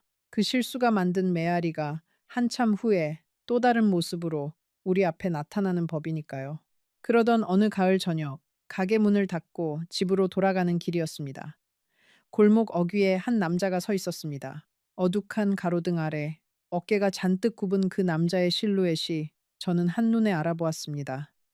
영석 씨였습니다. 5달 만에 그 사람이 다시 제 앞에 나타난 것이었습니다. 저는 그 자리에 그대로 얼어붙었습니다. 도망치고 싶었지만 다리가 움직이지 않았습니다. 영석 씨는 천천히 저에게 다가왔습니다. 가까이서 본 그의 얼굴은 5달 전보다 훨씬 늙어 있었습니다. 볼은 푹 꺼지고 눈은 충혈되어 있었으며 옷에서는 옅은 술 냄새가 났습니다. 순자야, 그가 제 이름을 불렀습니다. 한때 다정하게 부르던 그 이름이 이제는 모욕처럼 들렸습니다. 저는 그를 한참 동안 가만히 바라보았습니다. 5달 전 식탁 위에 찾지 마라는 쪽지를 남기고 떠났던 그 사람이 이제 와서 다시 나타난 이유가 무엇일까? 미안해서일까? 후회해서일까? 아니면 또 다른 이유가 있는 것일까? 영석 씨는 두 손을 비비며 말했습니다. 순자야, 잠깐만 시간을 줄 수 없겠나? 할 말이 있어. 저는 천천히 입을 열었습니다. 여기서 하세요. 길지 않게. 저는 아무 대답도 하지 않았습니다. 그저 그를 차갑게 바라보았습니다. 영석 씨는 한참 말이 없다가 결국 무릎을 꿇었습니다. 어둑한 골목에서 이른이 다 된 노인이 차가운 시멘트 바닥에 무릎을 꿇는 그 모습이 저는 슬프지도 측은하지도 않았습니다. 그저 낯설었습니다. 순자야, 내가 잘못했다. 정말 잘못했다. 한 번만 용서해줘. 갈 데가 없어. 저는 한참을 그를 내려다보았습니다. 그리고 천천히 입을 열었습니다. 영석 씨, 일어나세요. 길에서 보기 흉합니다. 그러자 그가 흐느끼기 시작했습니다. 늙은 남자의 흐느낌은 어린아이의 울음보다 훨씬 처량했습니다. 그는 자신이 그동안 어떻게 떠돌아다녔는지, 노숙자 쉼터에서 어떻게 잠을 잤는지, 자식들이 어떻게 끝까지 그를 외면했는지, 그 모든 이야기를 토해내듯 풀어놓았습니다. 그가 마지막으로 우리 집을 떠난 뒤 그는 부산으로 내려가려고 했답니다. 옛 친구들에게 손을 벌려보려고요. 하지만 그를 받아주는 친구는 한 명도 없었다고 했습니다. 모두가 그의 빚 이야기를 들었고 모두가 그를 멀리했다고요. 그는 결국 서울로 다시 올라와 영등포역 근처 노숙자 쉼터에서 2달을 지냈고 그러다가 한 달 전부터는 동네 공원에서 잠을 자기 시작했다고 했습니다. 가을 바람이 쌀쌀해지면서 더 이상 공원에서 잘 수 없게 되자 그는 저를 떠올렸다고 했습니다. 순자야, 너밖에 없어. 정말이야. 한 번만, 딱 한 번만 도와줘. 작은 방 하나만 내어주면 내가 무슨 일이든 해서 갚을게. 그가 그렇게 말할 때 그의 목소리는 진심으로 떨리고 있었습니다. 저는 그 떨림을 들으면서 사람이라는 존재가 얼마나 약한 것인지를 다시 한번 생각했습니다. 한때 저를 속였던 그 강한 남자가 이제는 길에서 무릎을 꿇고 흐느끼는 늙은이가 되어 있었습니다. 시간이라는 것이 그렇게 무서운 것이었습니다. 저는 그의 이야기를 모두 들었습니다. 한마디도 끊지 않고, 한마디도 위로하지 않고, 그저 듣기만 했습니다. 그가 이야기를 마치고 고개를 들었을 때 그의 눈에는 마지막 희망 같은 것이 매달려 있었습니다. 마치 제가 다시 한번 손을 내밀어 주기를 기다리는 듯한 눈빛이었지요. 저는 그 눈빛을 보면서 잠시 흔들렸습니다. 솔직히 말씀드리면 저도 사람인지라 한 번 더 마음이 약해질 뻔했습니다. 한때 같이 살았던 사람이 지금 길거리에서 무릎을 꿇고 흐느끼고 있는데 어떻게 마음이 흔들리지 않겠습니까? 하지만 그 순간 제 머릿속에 한 가지 장면이 떠올랐습니다. 며느리가 저를 외면하던 그 차가운 눈빛, 아들이 안방에서 한숨을 쉬던 그 무거운 소리, 그리고 새벽 5시 가방 하나를 들고 첫 차를 타던 그 외로운 제 모습, 그리고 또 하나의 장면이 떠올랐습니다. 은행 창구 앞에서 떨리는 손으로 통장을 들여다보던 제 모습, 빚 독촉장이 들어있던 봉투를 식탁 위에 놓아두고 그가 그것에 대해 입을 열기를 기다리던 그 밤. 그리고 변호사가 "어머님, 외로운 어르신들을 노리고 접근하는 사람들이 많습니다." 하고 말하던 그 사무실의 차가운 형광등 불빛. 그 모든 장면들이 마치 영화 필름처럼 제 머릿속을 스쳐 지나갔습니다. 그리고 저는 깨달았습니다. 이 사람을 다시 받아들이는 순간 저는 또다시 그 모든 것을 처음부터 다시 겪어야 한다는 것을, 그리고 이번에는 다시 일어설 힘이 남아있지 않을 거라는 것을. 저는 깊게 숨을 들이마셨습니다. 그리고 천천히 그러나 단단하게 말했습니다. 영석 씨, 저는 당신을 용서합니다. 하지만 함께 살 수는 없습니다. 그가 무릎을 꿇은 채로 저를 올려다보았습니다. 그의 눈에서 마지막 희망이 사라지는 것을 저는 분명히 보았습니다. 왜냐하면 영석 씨, 당신은 저를 잃은 게 아니라 당신 자신을 잃은 사람이기 때문입니다. 제가 옆에 있어도 당신은 다시 자기 자신을 찾지 못할 거예요. 그리고 저는 이제 누군가의 빈자리를 채우기 위해 살고 싶지 않습니다. 제 인생의 나머지 시간은 저 자신을 채우기 위해 쓰고 싶어요. 저는 가방에서 지갑을 꺼냈습니다. 그리고 그 안에 있던 5만 원짜리 한 장을 꺼내 영석 씨에게 내밀었습니다. 이걸로 오늘 밤 따뜻한 곳에서 주무세요. 그리고 내일은 동주민센터에 가셔서 도움을 청하세요. 거기 가면 무료 급식소도 알려주고 임시 거처도 마련해 줍니다. 영석 씨는 그 돈을 받지 않으려 했습니다. 그러자 저는 다시 한번 단호하게 말했습니다. 받으세요. 이건 동정이 아니라 마지막 인사입니다. 그는 결국 떨리는 손으로 그 돈을 받아들었습니다. 그 말을 마치고 저는 그를 골목에 두고 돌아섰습니다. 등 뒤에서 그의 흐느낌이 한참 동안 들려왔지만 저는 뒤돌아보지 않았습니다. 그날 밤 집에 도착해서 저는 한참을 거실에 가만히 앉아 있었습니다. 슬프지도 후련하지도 않았습니다. 그저 한 시절이 정말로 끝났다는 그런 묵직한 감각이 가슴을 채웠습니다. 다음 날 아침 큰아들에게 전화를 걸었습니다. 그동안 한 번도 먼저 전화를 걸지 못했던 아들이었습니다. 며느리 눈치가 보여서, 짐이 될까 봐서, 그리고 무엇보다 부끄러워서요. 하지만 그날 저는 용기를 냈습니다. 아들아, 엄마다. 잘 지내니? 아들은 잠시 놀란 듯 하더니 곧 반가운 목소리로 대답했습니다. 엄마, 어디세요? 그날 새벽에 그렇게 가시고 얼마나 걱정했는데요. 저는 천천히 제 근황을 전했습니다. 반찬 가게에서 일하고 있다는 것, 영석 씨가 다시 찾아왔지만 돌려보냈다는 것, 그리고 이제는 혼자 살아갈 결심이 섰다는 것까지. 아들은 한참을 듣고 나서 깊은 한숨을 쉬었습니다. 엄마, 미안해요. 제가 더 잘했어야 했는데. 다음 주말에 갈게요. 며느리랑 손주랑 같이. 저는 그 한마디에 눈물이 핑 돌았습니다. 미안하다는 그 한마디가 한때 영석 씨의 입에서 나왔던 미안하다와는 완전히 다른 무게로 제 가슴에 내려앉았습니다. 전화를 끊고 나서 저는 한참을 부엌 식탁에 앉아 있었습니다. 창밖으로는 가을 햇살이 따사롭게 들어오고 있었지요. 그 햇살을 받으며 저는 처음으로 평온한 미소를 지었습니다. 영석 씨를 만난 지 1년이 다 되어가는 시점이었습니다. 그 1년 동안 저는 너무나 많은 것을 잃었지만 동시에 너무나 많은 것을 배웠습니다. 잃은 것보다 배운 것이 더 크다는 것을 저는 그제야 깨닫고 있었습니다. 그 주말 아들 가족이 정말로 찾아왔습니다. 며느리는 처음에는 어색해했지만 손주가 할머니 할머니 하면서 제 다리를 꼭 끌어안자 그 표정이 조금씩 풀어지는 것을 저는 보았습니다. 우리는 함께 늦은 점심을 먹었고 저는 그동안의 일들을 담담하게 이야기했습니다. 영석 씨에게 속았던 것, 통장이 비워진 것, 그리고 다시 일어서기 위해 일을 시작한 것까지. 며느리는 듣다가 살짝 눈물을 훔쳤고 아들은 제 손을 꼭 잡았습니다. 식사가 끝나갈 무렵 며느리가 조심스럽게 말을 꺼냈습니다. 어머님, 죄송했어요. 그때 제가 어머님 마음을 더 헤아렸어야 했는데 저는 며느리의 손을 잡고 웃었습니다. 아니다. 네 잘못이 아니야. 내가 너희에게 짐이 되기 싫어서 더 일찍 솔직하지 못했던 게 잘못이지. 그 순간 저는 알았습니다. 진정한 가족이라는 것은 짐을 지지 않으려고 멀리하는 것이 아니라 짐을 함께 나누는 것이라는 사실을요. 며느리는 가방에서 작은 봉투 하나를 꺼냈습니다.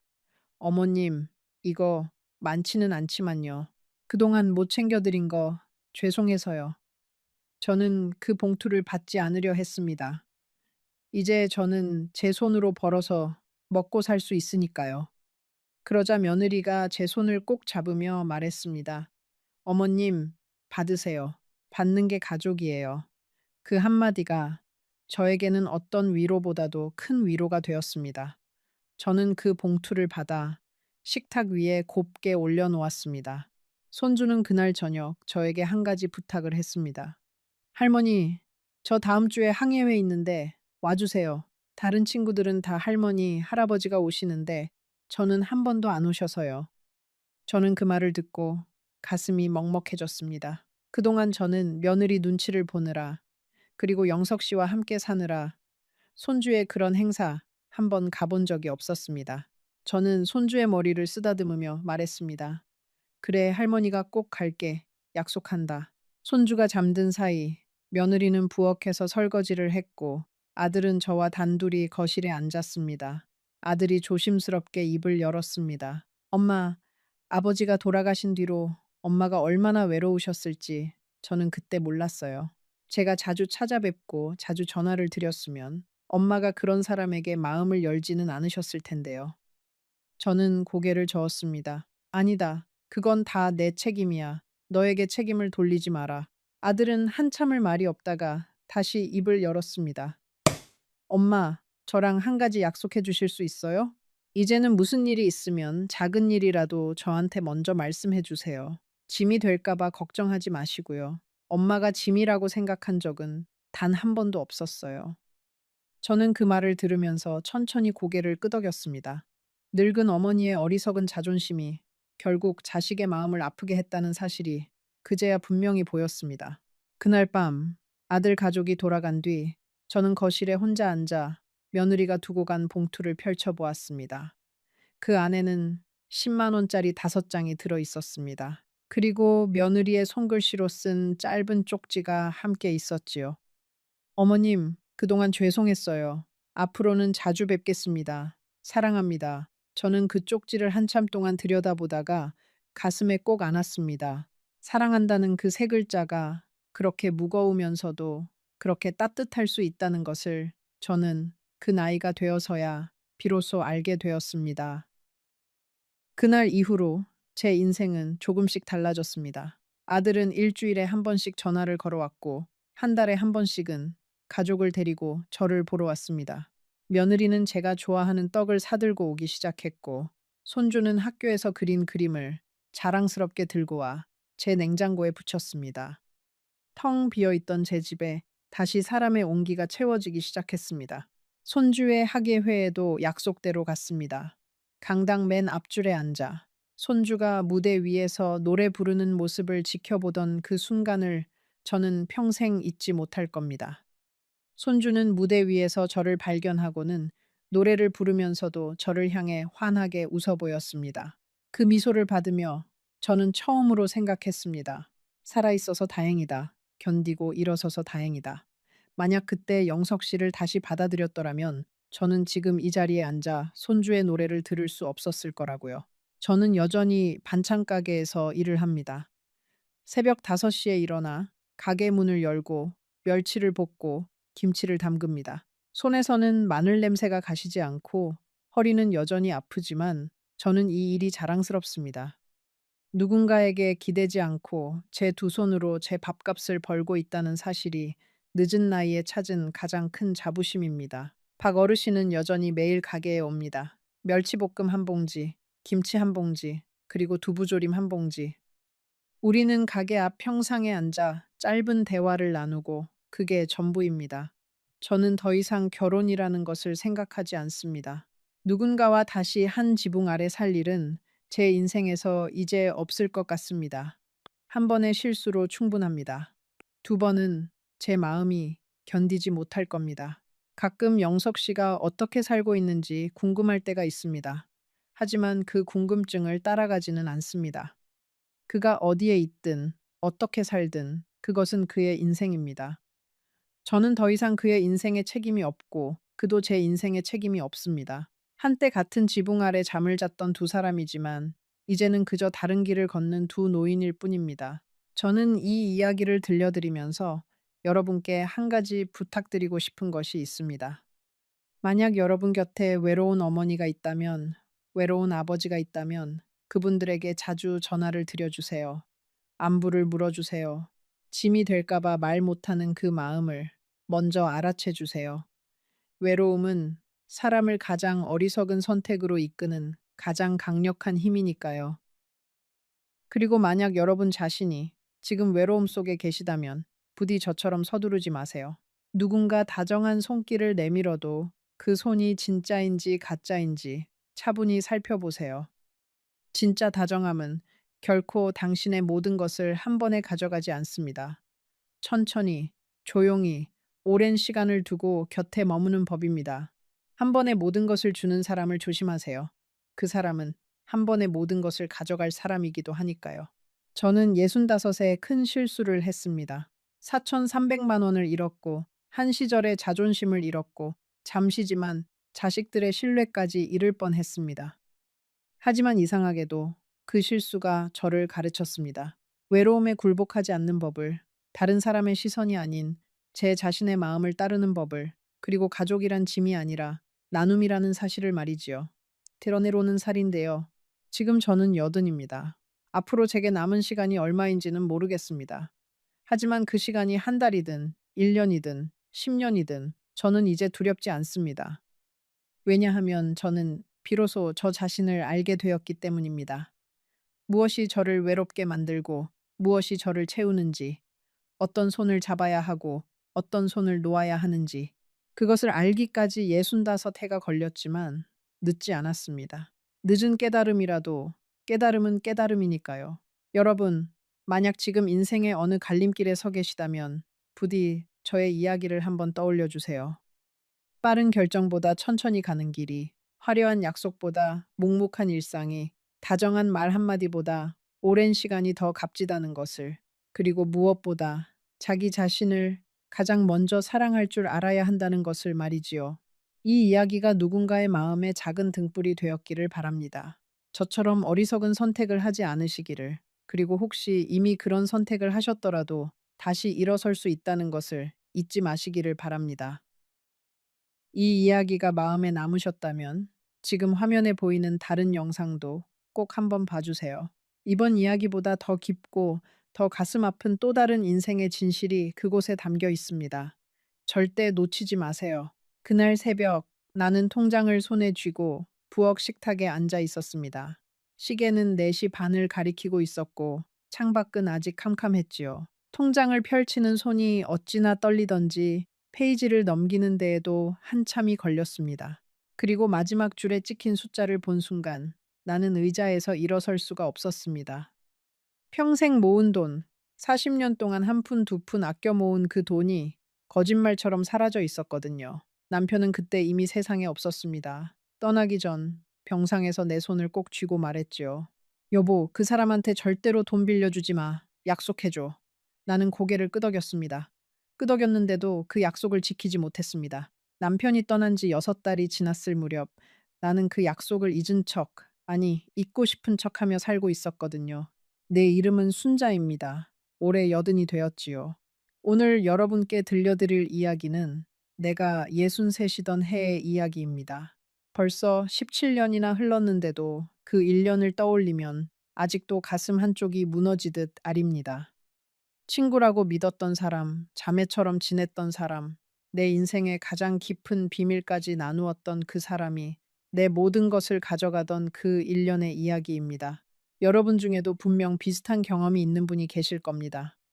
가까운 사람에게 돈을 빌려주고 후회한 적, 남편이나 아내의 말을 흘려듣고 나서 땅을 친 적, 혹은 그 사람만은 아닐 거야 라고 믿었다가 등을 돌린 그 사람의 얼굴을 평생 잊지 못한 적.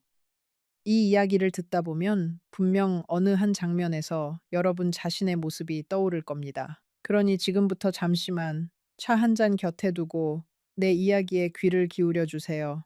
잠시 후 나는 여러분께 내가 평생 가슴에 묻어두었던 가장 부끄러운 결정 하나를 털어놓을 겁니다. 그리고 그 결정이 어떻게 내 가족까지 무너뜨렸는지, 그 끝에서 내가 무엇을 깨달았는지도 빠짐없이 들려드릴 거예요. 그 전에 이 이야기를 들으시는 동안 혹시 나라면 그렇게 하지 않았을 거야 하는 생각이 드신다면 댓글로 꼭 남겨주세요. 정말 그러셨을지 한 번쯤 같이 생각해 보고 싶거든요. 내가 영자를 처음 만난 건 23살, 시집 오던 해, 가을이었습니다. 영자는 옆집 며느리였지요. 나보다 2살 위였고, 키가 작고 눈이 동그란, 웃을 때 입꼬리가 한쪽만 올라가는 사람이었습니다. 시어머니께 혼이 나서 마당 한 구석에 쪼그려 울고 있던 날, 영자가 담장 너머로 손을 내밀어 떡 한 조각을 건네주었습니다. 그게 시작이었어요. 떡 한 조각이 사람 마음을 그렇게 흔들 수 있다는 걸 그때 처음 알았습니다. 우리는 40년을 함께 했습니다. 김장을 함께 담그고 아이들 돌도 함께 치르고 시부모님 제사상도 서로 도왔지요. 남편들끼리도 친해져서 명절이면 두 집이 한 집처럼 오가곤 했습니다. 영자는 내 비밀을 알았고 나도 영자의 비밀을 알았습니다. 우리는 자매가 없었지만 자매라고 부르며 살았어요. 시집살이가 힘들 때마다 나는 영자네 부엌에서 한참을 울다가 집으로 돌아오곤 했습니다. 영자도 마찬가지였지요. 우리는 서로의 시어머니 흉을 보면서 서로의 남편 흉을 보면서 그렇게 청춘을 함께 보냈습니다. 영자가 첫 아이를 잃었을 때도 내가 가장 먼저 달려갔어요. 영자가 친정 어머니를 떠나보냈을 때도 내가 사흘 내내 그 곁을 지켰지요. 영자도 그랬습니다. 내가 둘째 아이를 낳고 산후풍으로 고생할 때 영자가 매일같이 미역국을 끓여다 주었어요. 내 시어머니가 돌아가셨을 때 영자가 빈소에서 사흘밤을 같이 세워주었습니다. 그런 영자였습니다. 그런 영자가 변할 거라고는 정말이지 한 번도 상상해 본 적이 없었어요. 우리 둘이 함께 다닌 곳도 참 많았어요. 봄이면 산에 나물 캐러 다니고 여름이면 해수욕장에 아이들을 데리고 갔지요. 가을엔 단풍 구경 가고 겨울엔 김장 품앗이를 다녔습니다. 한 번은 영자가 나에게 언니, 우리 늙으면 같이 살자. 자식들 다 떠나면 우리 둘이서 시골에 작은 집 하나 짓고 살자 하고 약속한 적이 있었어요. 나는 그 약속을 정말로 믿었습니다.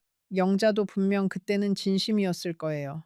사람이 그렇게 오랫동안 거짓말을 할 수는 없으니까요. 사람의 진심은 시간을 따라 변한다는 걸 그때는 정말 몰랐어요. 영자와 나는 비밀도 다 나누었어요.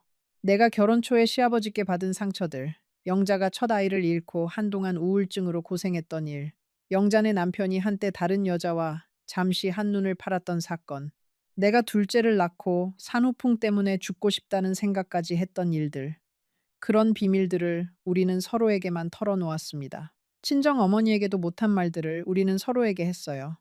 그게 우리 사이를 더 단단하게 만들어 주었지요. 그 비밀들이 나중에 어떻게 칼이 되어 돌아올지는 그때 몰랐던 거예요. 그러던 영자네 가정에 금이 가기 시작한 건 내가 50살을 넘기던 무렵이었습니다. 영자의 남편이 사업에 손을 댔다가 크게 실패했거든요. 한두 번이 아니었습니다. 한 번 사업에 실패한 사람은 그 실패를 만회하려고 또 다른 사업에 손을 댑니다. 그러다 또 실패하지요. 영자네 남편은 그런 사람이었어요. 처음엔 식당, 그 다음엔 건설업, 그 다음엔 무슨 무역회사, 이름만 거창했지. 결국은 빚만 늘어갔습니다. 영자는 그때부터 조금씩 달라지기 시작했어요. 웃음이 줄고 말수가 줄고 가끔 우리 집에 와서 한참을 멍하니 앉아 있다 가곤 했지요. 나는 그 모습이 안쓰러워서 김치도 한 통씩 더 담아주고 반찬도 나눠주고 가끔은 봉투에 10만 원씩 넣어 슬쩍 손에 쥐어주기도 했습니다. 영자는 처음엔 한사코 사양했지만 결국은 받아갔어요. 사람이 정말 어려워지면 자존심도 잠시 내려놓게 되더라고요. 나는 영자가 그러는 게 더 마음 아팠습니다. 우리 영자, 평생 자존심 하나로 살아온 영자가 이렇게 봉투 하나에 고개를 숙이고 있다는 게요. 남편은 그때부터 영자를 경계했습니다. 여보, 저 사람 눈이 변했어. 사람이 막다른데 몰리면 가까운 사람부터 쳐다보는 법이야. 조심해. 나는 남편의 말이 야박하다고 생각했지요. 사람이 어려울 때일수록 더 챙겨줘야지. 그게 사람의 도리 아니냐고 따졌습니다. 남편은 더 말하지 않고 그저 한숨만 길게 쉬었어요. 지금 생각하면 그 한숨이 내가 평생 들은 가장 정확한 경고였습니다. 내 남편이라는 사람은요, 평생 말이 많지 않은 사람이었어요. 화도 잘 내지 않고 큰 소리도 잘 내지 않는 사람이었지요. 그런 사람이 영자에 대해서만큼은 자꾸 같은 말을 반복했습니다. 조심해. 정말 조심해. 나는 그게 이상했어요. 왜 영자에 대해서만 그렇게 단호한지.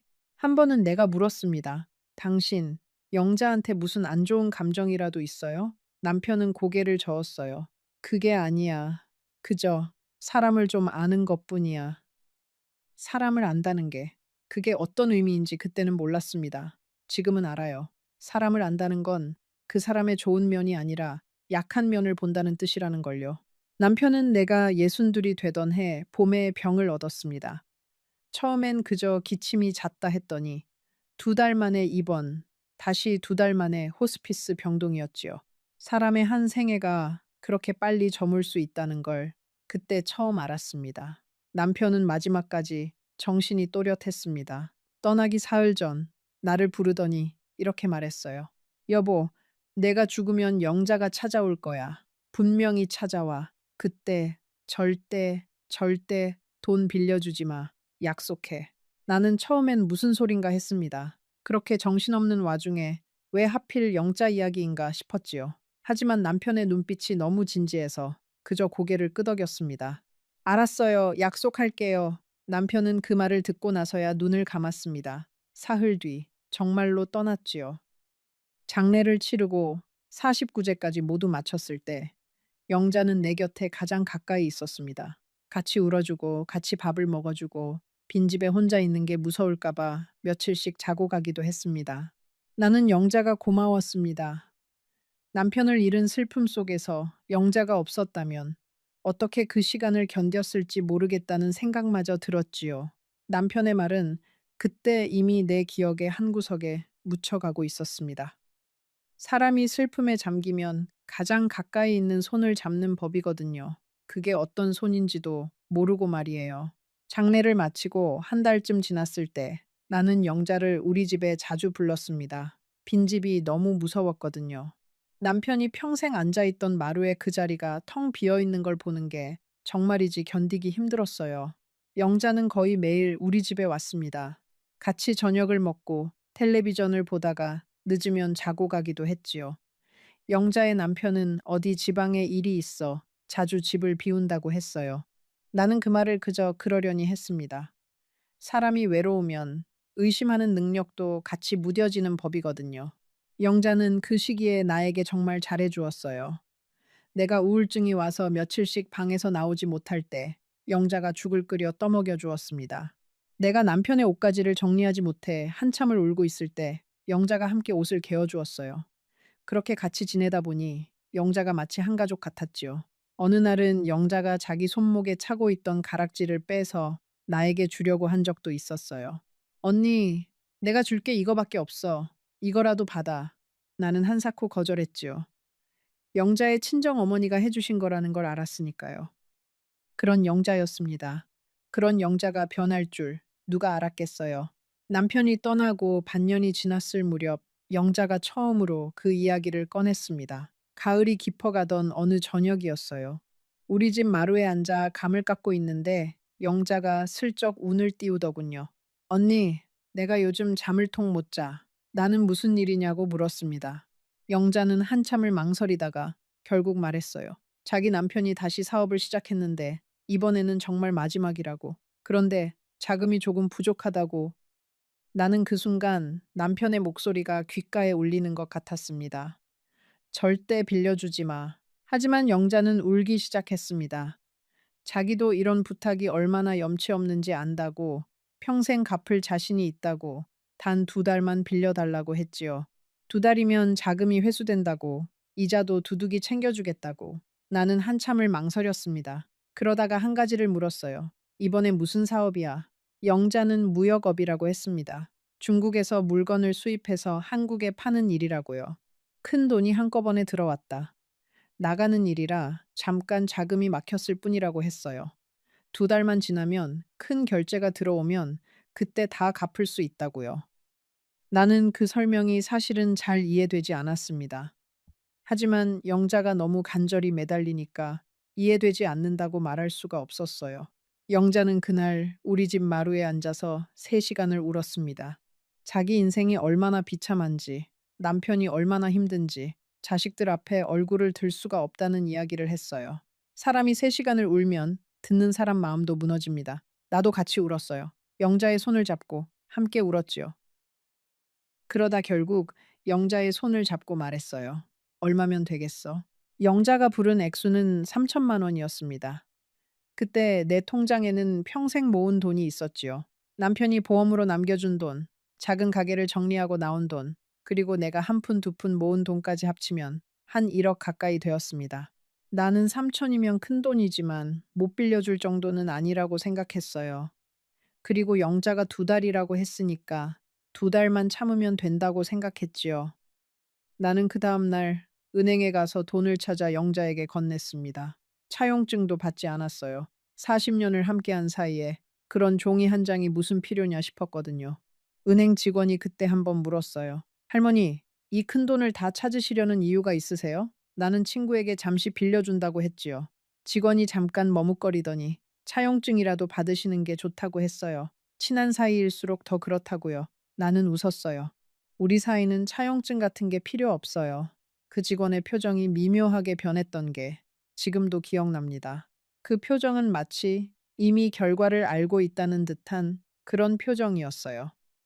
사람들이 늘 보아오던 풍경이었던 거지요.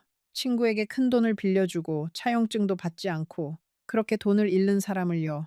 돈을 찾아 영자네 집에 갔을 때 영자는 나를 끌어안고 또 울었습니다.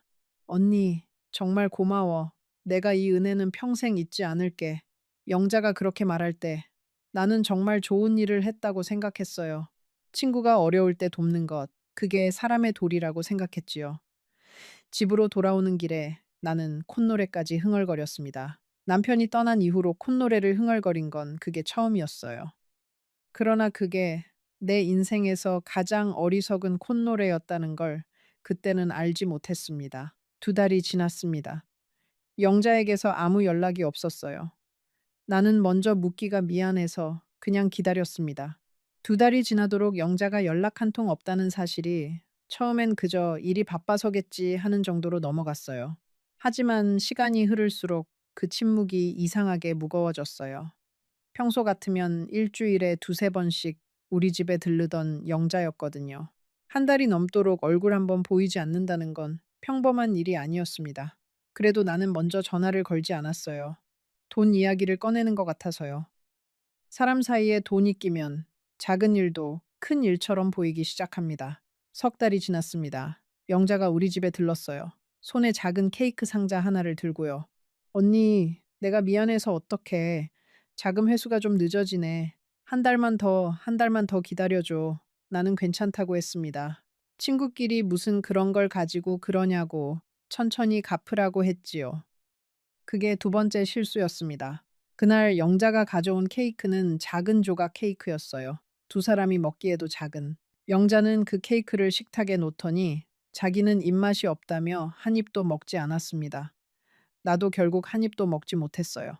케이크는 그날 밤늦게까지 식탁 위에 그대로 놓여 있었고 결국 다음날 아침에 버려야 했습니다. 그때 나는 처음으로 이상한 느낌이 들었어요. 무언가가 어딘가가 잘못되어 가고 있다는 느낌이요. 하지만 나는 그 느낌을 애써 무시했습니다. 사람은 자기가 보고 싶은 것만 보거든요. 나는 영자가 곧 갚을 거라는 것만 보고 싶었던 거예요. 그날 영자가 돌아가고 나서 나는 마루에 한참 앉아 있었어요. 그리고 처음으로 남편의 영정 사진 쪽으로 시선을 돌리지 못했습니다. 마치 남편이 내가 뭘 했어 하고 말할 것 같아서요. 그 사진을 보지 않으려고 나는 그날 마루의 반대편에 앉았습니다. 우습지요. 사진은 사진일 뿐인데 그 사진의 시선이 그렇게 무거울 줄이야. 죄책감이라는 건 죽은 사람의 사진 한 장도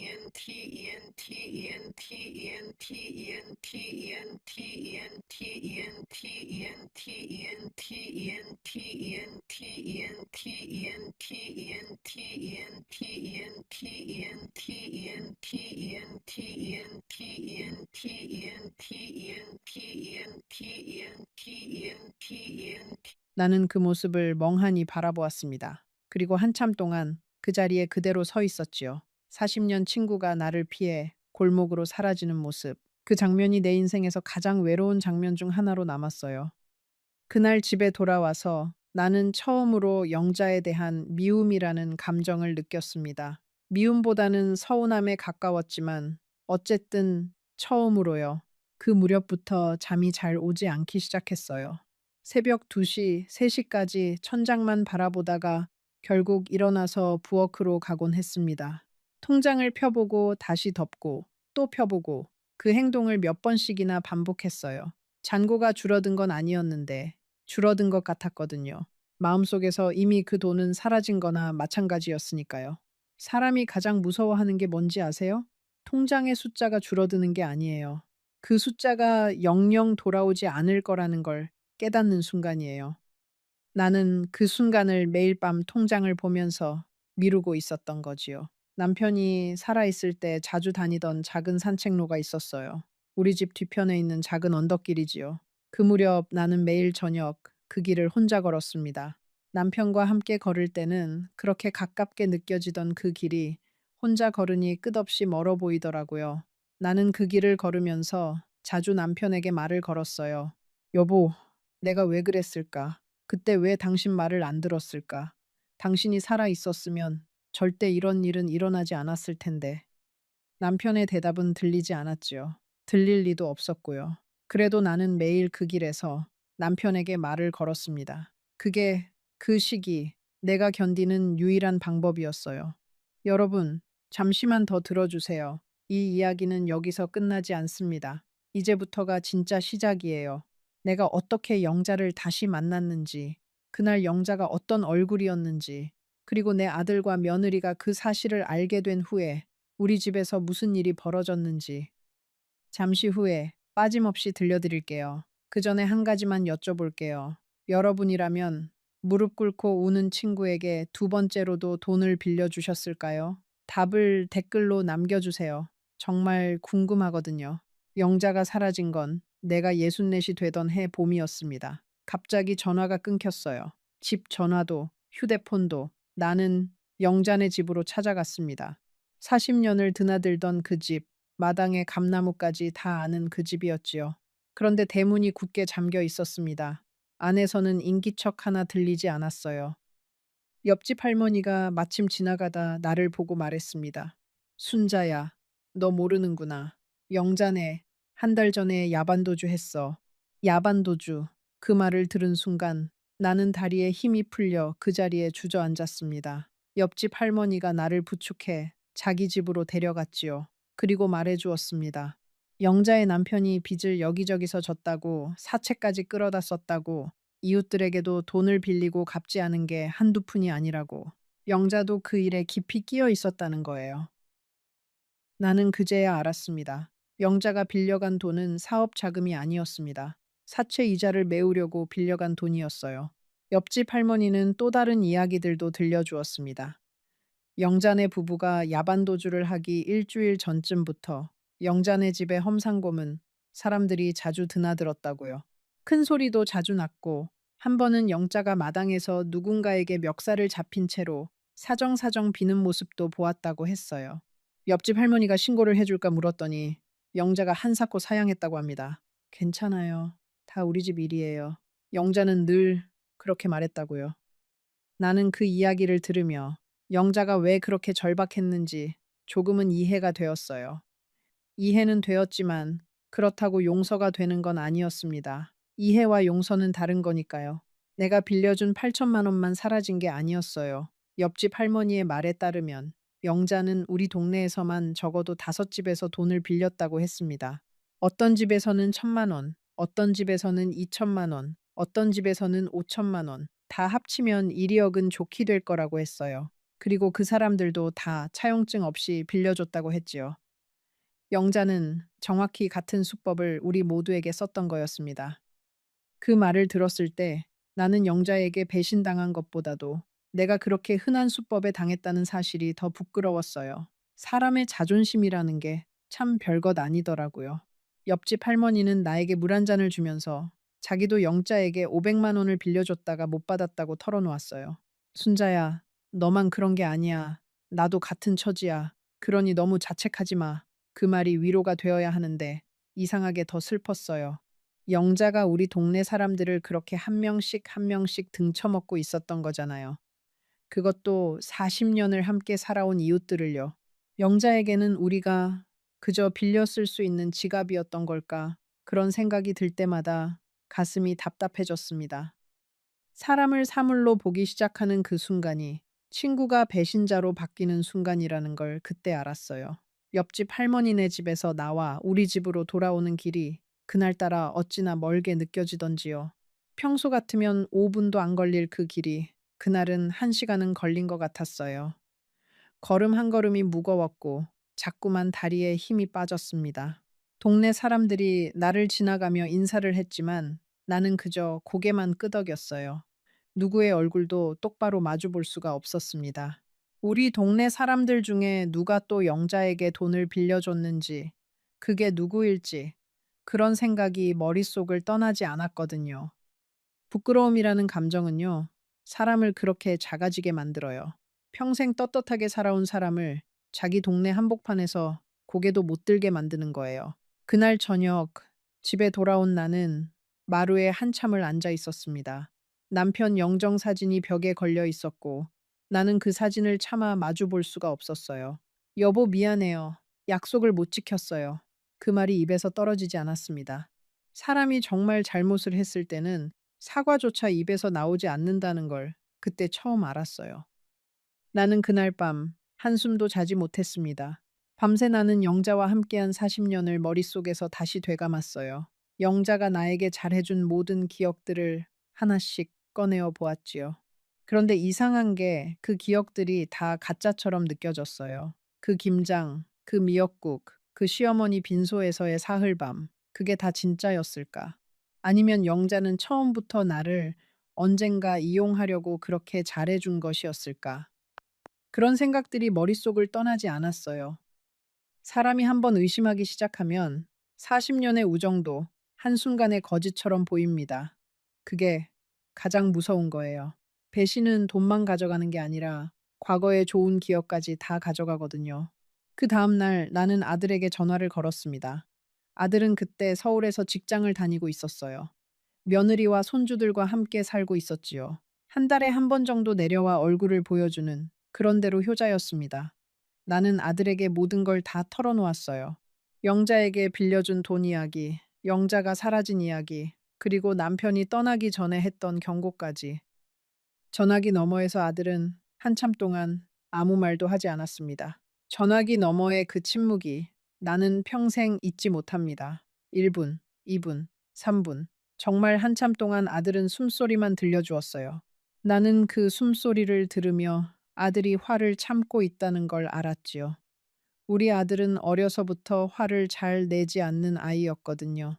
화가 나면 그저 침묵하는 아이였어요. 그 긴 침묵이 어떤 호통보다도 무서웠습니다. 마침내 아들이 입을 열었어요. 어머니, 제가 지금 갈게요. 그 한마디뿐이었습니다. 전화는 그대로 끊겼어요. 그리고 1시간 뒤 아들과 며느리가 우리 집에 도착했어요. 차로 2시간 거리를 1시간 만에 달려왔습니다. 아들의 얼굴은 하얗게 질려 있었고 며느리의 얼굴은 굳어 있었지요. 마루에 셋이 둘러 앉았는데 한참 동안 아무도 말을 꺼내지 못했습니다. 먼저 입을 연 건 며느리였어요. 어머님, 정확히 얼마예요? 나는 머뭇거리다가 대답했습니다. 8천만 원이다. 며느리의 얼굴이 일그러졌습니다. 아들은 머리를 감싸 쥐었고요. 어머니, 그 돈이 어떤 돈인 줄 아세요? 아버지가 평생 일해서 모으신 돈이잖아요. 그걸 그렇게 아들의 목소리가 떨렸습니다. 끝맺지 못한 그 말이 나에게는 매보다 아팠어요. 며느리는 그 자리에서 일어나 부엌으로 갔습니다. 그리고 한참 동안 나오지 않았어요. 나는 며느리가 우는 소리를 들었습니다. 우리 며느리는 잘 우는 사람이 아니었거든요. 그런 며느리가 우는 걸 보고 나는 정말 큰 잘못을 했다는 걸 다시 한번 깨달았습니다. 며느리가 우는 이유를 나는 그때 다 알지 못했어요. 나중에 알게 된 거지만 며느리는 그때 둘째를 가지려고 계획 중이었거든요. 우리 아들이 직장에서 큰 프로젝트를 끝내고 받은 보너스가 있었고 그 돈을 시부모님께 보태드리거나 아니면 둘째 산후조리에 쓰려고 따로 모아두고 있었다고 해요. 그런데 시어머니가 그 보너스보다 훨씬 큰 돈을 그렇게 잃었다는 걸 알게 된 거지요. 며느리는 자기 자신이 못나서 우는 게 아니었어요. 자기 남편이 평생 효자였던 자기 남편이 받게 될 충격을 보면서 울었던 거예요. 며느리는 그런 사람이었습니다. 자기보다 남편을 먼저 생각하는 그런 며느리였어요. 며느리가 부엌에서 한참을 울다가 나왔을 때 눈이 빨갛게 부어 있었어요. 그래도 며느리는 나에게 한마디도 원망의 말을 하지 않았습니다. 그저 어머님, 저녁은 드셔야 해요. 제가 뭐라도 좀 차릴게요 하고는 다시 부엌으로 들어갔지요. 그 자리에서 화 한 번 내지 않고 원망 한마디 하지 않고 그저 시어머니의 저녁을 챙기는 며느리를 보면서 나는 또 한 번 무너졌습니다. 차라리 며느리가 한마디라도 따졌으면 나는 덜 부끄러웠을 거예요. 아무 말도 하지 않는 며느리의 그 침묵이 어떤 호통보다도 무서웠습니다. 며느리가 차려준 저녁을 그날 나는 한 숟가락도 뜨지 못했어요. 음식을 보면 자꾸 영자가 떠올랐거든요. 영자와 40년 동안 함께 먹은 그 수많은 밥상들이요. 그날 밤 아들 내외는 우리 집에서 자고 갔습니다. 다음 날 아침 아들은 나에게 말했어요. 어머니, 일단 경찰에 신고는 해야 해요. 차용증도 없고 친구 사이라 어렵겠지만 그래도 기록은 남겨야 해요. 나는 고개를 끄덕였습니다. 아들과 며느리는 나를 데리고 경찰서에 갔어요. 거기서 진술을 했고 서류를 작성했지요. 경찰관은 친절했지만 표정은 별로 밝지 않았어요. 할머니, 솔직히 말씀드리면 이런 경우는 회수가 굉장히 어렵습니다. 차용증이 없으면 더더욱 그렇고요. 경찰관은 한참을 우리를 위로해 주었습니다. 자기도 부모님이 비슷한 일을 당하신 적이 있어서 그 마음을 잘 안다고요. 민사로 가셔도 어렵습니다. 채무자의 재산을 파악하는 것 자체가 쉽지 않거든요. 야반도주를 한 사람들은 대부분 이미 모든 재산을 정리한 상태입니다. 경찰관의 그 말이 마지막 희망까지 잘라내는 가위 같았어요. 아들은 그래도 끝까지 절차를 밟겠다고 했습니다. 우리는 그 후로 변호사도 만나러 갔고 신용정보회사에도 의뢰를 해보았어요. 결과는 다 똑같았습니다. 영자네 부부는 마치 처음부터 이 세상에 없었던 사람들처럼 흔적 하나 없이 사라져 있었어요. 변호사 사무실에 갔던 그날을 나는 평생 잊을 수 없을 거예요. 사무실은 작고 단정했고 변호사는 안경을 쓴 40대 중반의 남자였어요. 그분이 우리 이야기를 끝까지 다 듣고 나서 한참 동안 서류를 들여다보았지요. 그러다 안경을 벗으며 말했습니다. 할머님, 솔직히 말씀드릴게요. 비용을 들여서 소송을 하셔도 받아낼 가능성은 거의 없습니다. 차라리 그 비용으로 다른 일에 쓰시는 게 나아요. 아들은 그래도 한번 해보자고 했어요. 변호사는 우리 아들을 한참 바라보더니 말했지요. 효자시네요. 그런데 효심으로 해결될 일이 있고 그렇지 않은 일이 있습니다. 그 말이 그날 가장 무거운 말이었어요. 효심으로도 어찌할 수 없는 일이 있다는 것. 그게 어른의 세계라는 것을 그때 다시 한번 배웠습니다. 집으로 돌아오는 차 안에서 며느리는 한 번도 나를 쳐다보지 않았습니다. 아들은 운전대만 잡고 있었지요. 라디오에서는 낡은 노래가 흘러나오고 있었어요. 그 노래가 어찌나 슬프던지 나는 차창밖만 바라보며 눈물을 삼켰습니다. 사람이 가장 외로울 때가 언제인 줄 아세요? 가족과 한 차에 타고 있는데 아무도 말을 걸지 않을 때예요. 그게 진짜 외로움이에요. 그 일이 있고 나서 아들과 며느리는 한 달에 한 번 내려오던 걸 두 달에 한 번, 그 다음엔 석 달에 한 번으로 줄였습니다. 명절에는 왔어요. 그래도 분위기는 예전 같지 않았지요. 며느리는 나를 보면 인사는 했지만 깊은 이야기는 하지 않았습니다. 손주들도 어른들의 분위기를 눈치챘는지 예전처럼 할머니 할머니 하면서 안기지 않았어요. 가족이 멀어진다는 게 어떤 건지 나는 그때 배웠습니다. 특히 며느리와의 관계가 가장 어려웠어요. 며느리는 나를 직접적으로 원망하지는 않았지만 그 마음속 어딘가에 분명히 서운함이 자리 잡고 있다는 걸 나는 알았습니다. 한 번은 명절에 와서 며느리가 부엌에서 설거지를 하다가 그릇 하나를 깨뜨린 적이 있어요. 평소 같으면 죄송해요, 어머님 하고 미안해 했을 며느리가 그날은 그릇을 치우면서 한마디만 했어요. 아유, 손이 미끄러워서. 그 말투에서 나는 며느리가 나를 어려워하고 있다는 걸, 그리고 동시에 약간은 나를 견디고 있다는 걸 느꼈습니다. 가족이 견디는 사이가 된다는 건 정말 슬픈 일이에요. 그러던 어느 날 며느리에게서 전화가 왔어요. 어머님, 저희 아이 둘째가 곧 학교 들어가는데 학원비도 들고 해서 죄송한 말씀인데 그 돈 좀 어떻게 안 될까요? 나는 가슴이 철렁했습니다. 며느리가 그 돈을 노리고 있던 게 아니라는 걸 알면서도 그 말이 칼처럼 박혔어요. 며느리도 아마 그 말을 꺼내기까지 얼마나 망설였을까요? 그날 나는 통장을 다시 펼쳤습니다. 남은 돈은 2천만 원 남짓이었어요. 그 중에서 1천만 원을 며느리에게 보냈습니다. 며느리는 전화로 고맙다고 했지만 목소리에는 미안함이 더 짙었어요. 며느리에게 1천만 원을 보내고 난 다음 날 나는 처음으로 일자리를 알아봐야겠다고 생각했어요. 64세 할머니가 할 수 있는 일이 뭐가 있겠어요. 마침 동네 주민센터에서 어르신 일자리 사업이 있다는 걸 알았습니다. 학교 앞 횡단보도에서 아이들을 안전하게 건너게 해주는 일이었어요. 한 달에 30만 원 정도였지요. 적은 돈이었지만 그래도 내가 다시 무언가를 벌 수 있다는 게 위안이 되었습니다. 그 일을 하면서 알게 된 다른 어르신들도 있었어요. 그분들과 가끔 차를 마시며 이야기를 나누는 게 그 시기에는 가장 큰 위로였습니다. 사람이 사람에게 배신을 당하면 다른 사람으로만 그 상처를 위로받을 수 있더라고요. 참 신기한 일이에요. 그 횡단보도 일을 하던 어느 봄날이었어요. 비가 부슬부슬 내리던 아침이었지요. 어떤 작은 여자아이가 우산도 없이 학교에 가고 있었습니다. 나는 내 우산을 그 아이에게 씌워주면서 학교 정문까지 데려다 주었어요. 아이는 할머니, 고맙습니다 하고 인사하고는 학교 안으로 뛰어들어갔지요. 그 모습을 보면서 나는 처음으로 그 시기에 웃었습니다. 정말 오랜만에 웃은 거였어요.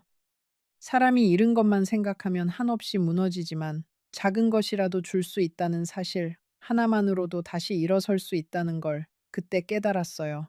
그 횡단보도 일을 같이 하던 어르신들 중에 박할머니라는 분이 계셨어요. 나보다 2살이 많은 분이었지요. 그분은 자기도 비슷한 일을 겪었다고 했어요. 평생 가까이 지내던 동서에게 돈을 빌려줬다가 동서가 그 돈을 가지고 도망간 일이었지요. 박할머니는 그 후로 동서를 한 번도 보지 못했다고 했어요. 10년이 지났는데도요. 박할머니는 나에게 말했습니다. 순자야, 그런 사람은 어차피 돌아오지 않아. 그 사람 생각 잠시만 더 하고 그 다음엔 잊어. 잊어버리는 게 너 살리는 길이야. 그 말이 그때는 잘 와닿지 않았어요. 하지만 시간이 지나고 보니 박할머니의 말이 진리였습니다. 사람은 잊을 줄 알아야 살 수 있더라고요. 다 기억하면 그 무게에 자기가 짓눌려요. 그 시기에 나는 가끔, 정말 가끔, 모든 걸 그만두고 싶다는 생각도 했어요. 살기 싫다는 뜻이 아니라 그저 이 모든 짐을 내려놓고 싶다는 뜻이었지요. 평생 모은 돈을 잃은 죄책감, 가족과 멀어진 외로움, 40년 친구를 잃은 슬픔. 그 세 가지가 한꺼번에 나를 누르고 있었어요. 그런데 그때마다 나를 일으켜 세운 건 작은 일들이었어요. 횡단보도에서 인사하는 아이들의 미소, 박할머니의 따뜻한 말 한마디, 가끔 손주가 보내오는 전화 한 통. 그런 작은 것들이 나를 살렸어요. 사람이라는 게 정말 작은 것에 살고 작은 것에 죽는 존재구나. 그때 알았습니다. 나는 그 후로 한동안 잠을 잘 자지 못했습니다. 영자가 꿈에 나왔어요. 무릎을 꿇고 우는 영자, 케이크 상자를 들고 웃는 영자, 야반도주한 그 빈집의 영자. 어떤 날은 영자가 내 손을 잡고 언니 미안해 하고 사라지는 꿈도 꾸었지요. 잠에서 깨면 베개가 젖어 있었어요. 그런데 정말 이상하게도 나는 영자를 미워할 수가 없었습니다. 미워해야 마땅한데 미워지지가 않았어요. 40년이라는 시간이 그렇게 쉽게 미움으로 바뀌지 않더라고요. 그게 더 서러웠습니다. 여러분, 잠시만요. 이쯤에서 한 가지 여쭤봐도 될까요? 만약 여러분이라면 그 친구를 미워하셨을까요? 아니면 나처럼 미워하지 못하셨을까요? 댓글에 남겨주시면 내가 하나하나 다 읽어볼게요. 사람 마음이 다 같지 않다는 걸 나는 이 일을 겪고 나서 알게 되었거든요. 잠시 후 영자를 다시 만난 그날의 이야기를 들려드릴게요. 그날 나는 평생 잊지 못할 한마디를 들었답니다. 영자를 다시 만난 건 일이 있고 나서 거의 1년이 다 되어 가던 겨울이었습니다. 그날 나는 시장에 가는 길이었어요. 김장물을 사러 가던 길이었지요. 그런데 시장 입구에 작은 분식집 앞을 지나가는데 누군가 내 이름을 부르는 거예요. 순자야. 그 목소리. 나는 그 목소리를 40년 동안 들어왔으니까요. 천명 속에서도 알아챌 수 있는 목소리였습니다. 영자였습니다. 영자가 분식집 안에서 앞치마를 두르고 떡볶이를 휘젓고 있었어요. 살이 많이 빠져 있었고 머리도 반쯤 희게 변해 있었습니다. 1년 사이에 사람이 그렇게 늙을 수 있다는 게 믿기지 않았어요. 나는 그 자리에 멈춰 섰습니다. 다리가 떨어지지 않았어요. 영자도 나를 보고 멈춰 섰지요. 우리는 한참 동안 서로를 바라보기만 했습니다. 먼저 움직인 건 영자였습니다. 영자는 앞치마를 벗고 가게 안에서 나왔어요. 그리고 내 앞에 섰지요. 가까이서 보니 영자의 얼굴에는 멍 자국이 있었습니다. 광대 쪽에 검푸른 흔적이 남아 있었어요. 나는 차마 그것에 대해 묻지 못했습니다. 영자가 먼저 말했어요. 언니, 미안해. 정말 미안해. 그 말이 얼마나 작던지 옆에 지나가는 사람들 발소리에 묻혀버릴 정도였습니다. 나는 한참 동안 아무 말도 하지 못했습니다. 그러다가 정말 의외의 말이 내 입에서 나왔어요. 밥은 먹었니? 그 말이 어떻게 내 입에서 나왔는지 지금도 모르겠습니다. 40년 친구를 잃고 평생 모은 돈을 잃고 가족과의 사이까지 멀어진 내가 그 사람에게 밥은 먹었니라고 묻고 있더라고요. 영자가 그 말을 듣고 무너지듯 주저앉았습니다. 길 한복판에서, 사람들이 지나가는 그 길 한복판에서요. 영자는 한참을 울었습니다. 나는 그 옆에 쪼그려 앉아서 영자의 어깨를 토닥였어요. 영자가 진정되자 우리는 그 분식집 한 구석에 마주 앉았습니다. 영자가 떡볶이 한 접시를 내왔지만 나는 손도 대지 못했어요. 영자도 마찬가지였습니다. 우리 사이에는 40년이라는 시간이 있었고 1년이라는 거리도 있었지요. 영자가 천천히 입을 열었습니다. 영자의 남편은 결국 사업이 완전히 망했다고 했습니다. 사채업자들이 집까지 찾아왔고 그래서 야반도주를 할 수밖에 없었다고 했어요. 멀리 다른 도시로 도망을 갔는데 거기서도 빚쟁이들이 찾아왔고 영자네 식구는 이리저리 떠돌아 다녀야 했다고요. 영자의 큰아들은 군대에 갔고 작은 딸은 외할머니 댁에 보내졌다고 합니다. 영자와 남편만 둘이 남아서 떠돌이 생활을 했지요. 그러다 영자가 어찌어찌 이 분식집에 자리를 잡았고 남편은 다른 도시에서 막노동을 한다고 했어요. 멍 자국에 대해서는 영자가 말하지 않았고 나도 묻지 않았습니다. 영자는 그날 자기가 빌려간 돈에 대해서도 이야기했어요. 솔직히 말했지요. 그 돈이 사업 자금이 아니라 처음부터 사채 이자를 갚으려고 빌린 돈이었다는 걸요. 2달 안에 갚을 수 있을 거라고 생각했지만 그건 영자의 착각이었다고 했어요. 사채라는 게 한 번 손을 대면 빠져나올 수가 없는 거였대요. 이자를 갚으려고 또 빌리고 그 이자를 갚으려고 또 빌리고 그렇게 점점 깊은 수렁으로 들어가는 거였다고요. 영자는 그 말을 하면서 또 울었습니다. 언니, 나도 정말 갚으려고 했어. 정말로. 그런데 어느 순간부터는 그게 불가능하다는 걸 알게 됐어. 그때부터는 그저 도망갈 생각밖에 안 났어. 나도 내가 그렇게까지 못된 사람일 줄은 몰랐어. 영자는 또 자기가 나에게 처음 무릎을 꿇었을 때 사실은 2번째 돈을 빌릴 작정이었다고 했어요. 처음부터 한 번에 큰 돈을 빌리면 의심받을까봐 일부러 2번에 나누어서 빌리려고 계획했다는 거예요. 사채업자가 영자에게 가르쳐준 수법이었다고 했지요. 영자는 그 말을 하면서 내 눈을 똑바로 보지 못했어요. 나도 마찬가지였습니다. 사람이 사람에게 그렇게까지 계산적으로 다가갈 수 있다는 걸, 그것도 40년 친구에게요. 그 사실이 나를 한 번 더 무너뜨렸습니다. 영자는 또 한 가지 이야기를 했어요. 야반도주를 하던 그 새벽에 영자가 우리 집 앞에 한 번 와봤었다고 했습니다. 마지막으로 나에게 인사라도 하고 가려고요. 그런데 차마 우리 집 대문을 두드릴 용기가 없었대요. 1시간 동안 우리 집 앞 가로등 아래에 서 있다가 결국 돌아갔다고 했어요. 그날 밤 우리 집 마당에 있던 감나무를 한참 바라봤다고도 했고요. 나는 그 말을 들으면서 가슴 어딘가가 또 무너졌습니다. 영자도 사람이었구나. 영자도 양심이라는 게 있었구나. 그런데 그 양심이 무릎을 꿇고 돈을 빌릴 만큼은 강하지 않았던 거지요. 사람의 양심이라는 게 참 약한 것이더라고요. 영자는 자기 남편 이야기도 했어요. 자기 남편이 사채에 손을 대기 시작한 게 사실은 10년도 더 된 일이었다고요. 영자는 그걸 한참 동안 모르고 있었대요. 자기가 알게 됐을 때는 이미 빚이 도저히 갚을 수 없는 액수가 되어 있었다고요. 영자는 처음엔 친정에서 도움을 받았고, 그 다음엔 자기 폐물을 팔았고, 그 다음엔 보험을 깼고, 그 다음엔 집을 담보로 잡혔고, 그 다음엔 친구들에게 돈을 빌리기 시작했다고 했어요. 나는 그 과정에서 마지막에서 두 번째 사람이었다고 합니다. 마지막 사람은 누구였냐고 묻지 않았어요. 누군지 알고 싶지 않았거든요. 그날 영자는 그 분식집 의자에 앉아서 자기 인생을 다 풀어놓았어요. 듣는 내내 나는 한마디도 하지 못했습니다. 그저 듣기만 했지요. 40년 친구의 마지막 고백을 그렇게 듣고 있었어요. 영자는 자기 손목에 차고 있던 가락지 하나를 빼서 내 앞에 놓았어요. 언니, 이거라도 받아줘. 내가 시집을 때 친정엄마가 해주신 거야. 이거밖에 줄 게 없어. 정말 갚을게. 죽기 전에 꼭 갚을게. 나는 그 가락지를 한참 바라보았습니다. 그러다가 다시 영자의 손에 쥐어주었어요. 이건 너 어머니가 너 주신 거잖아. 이건 안 돼.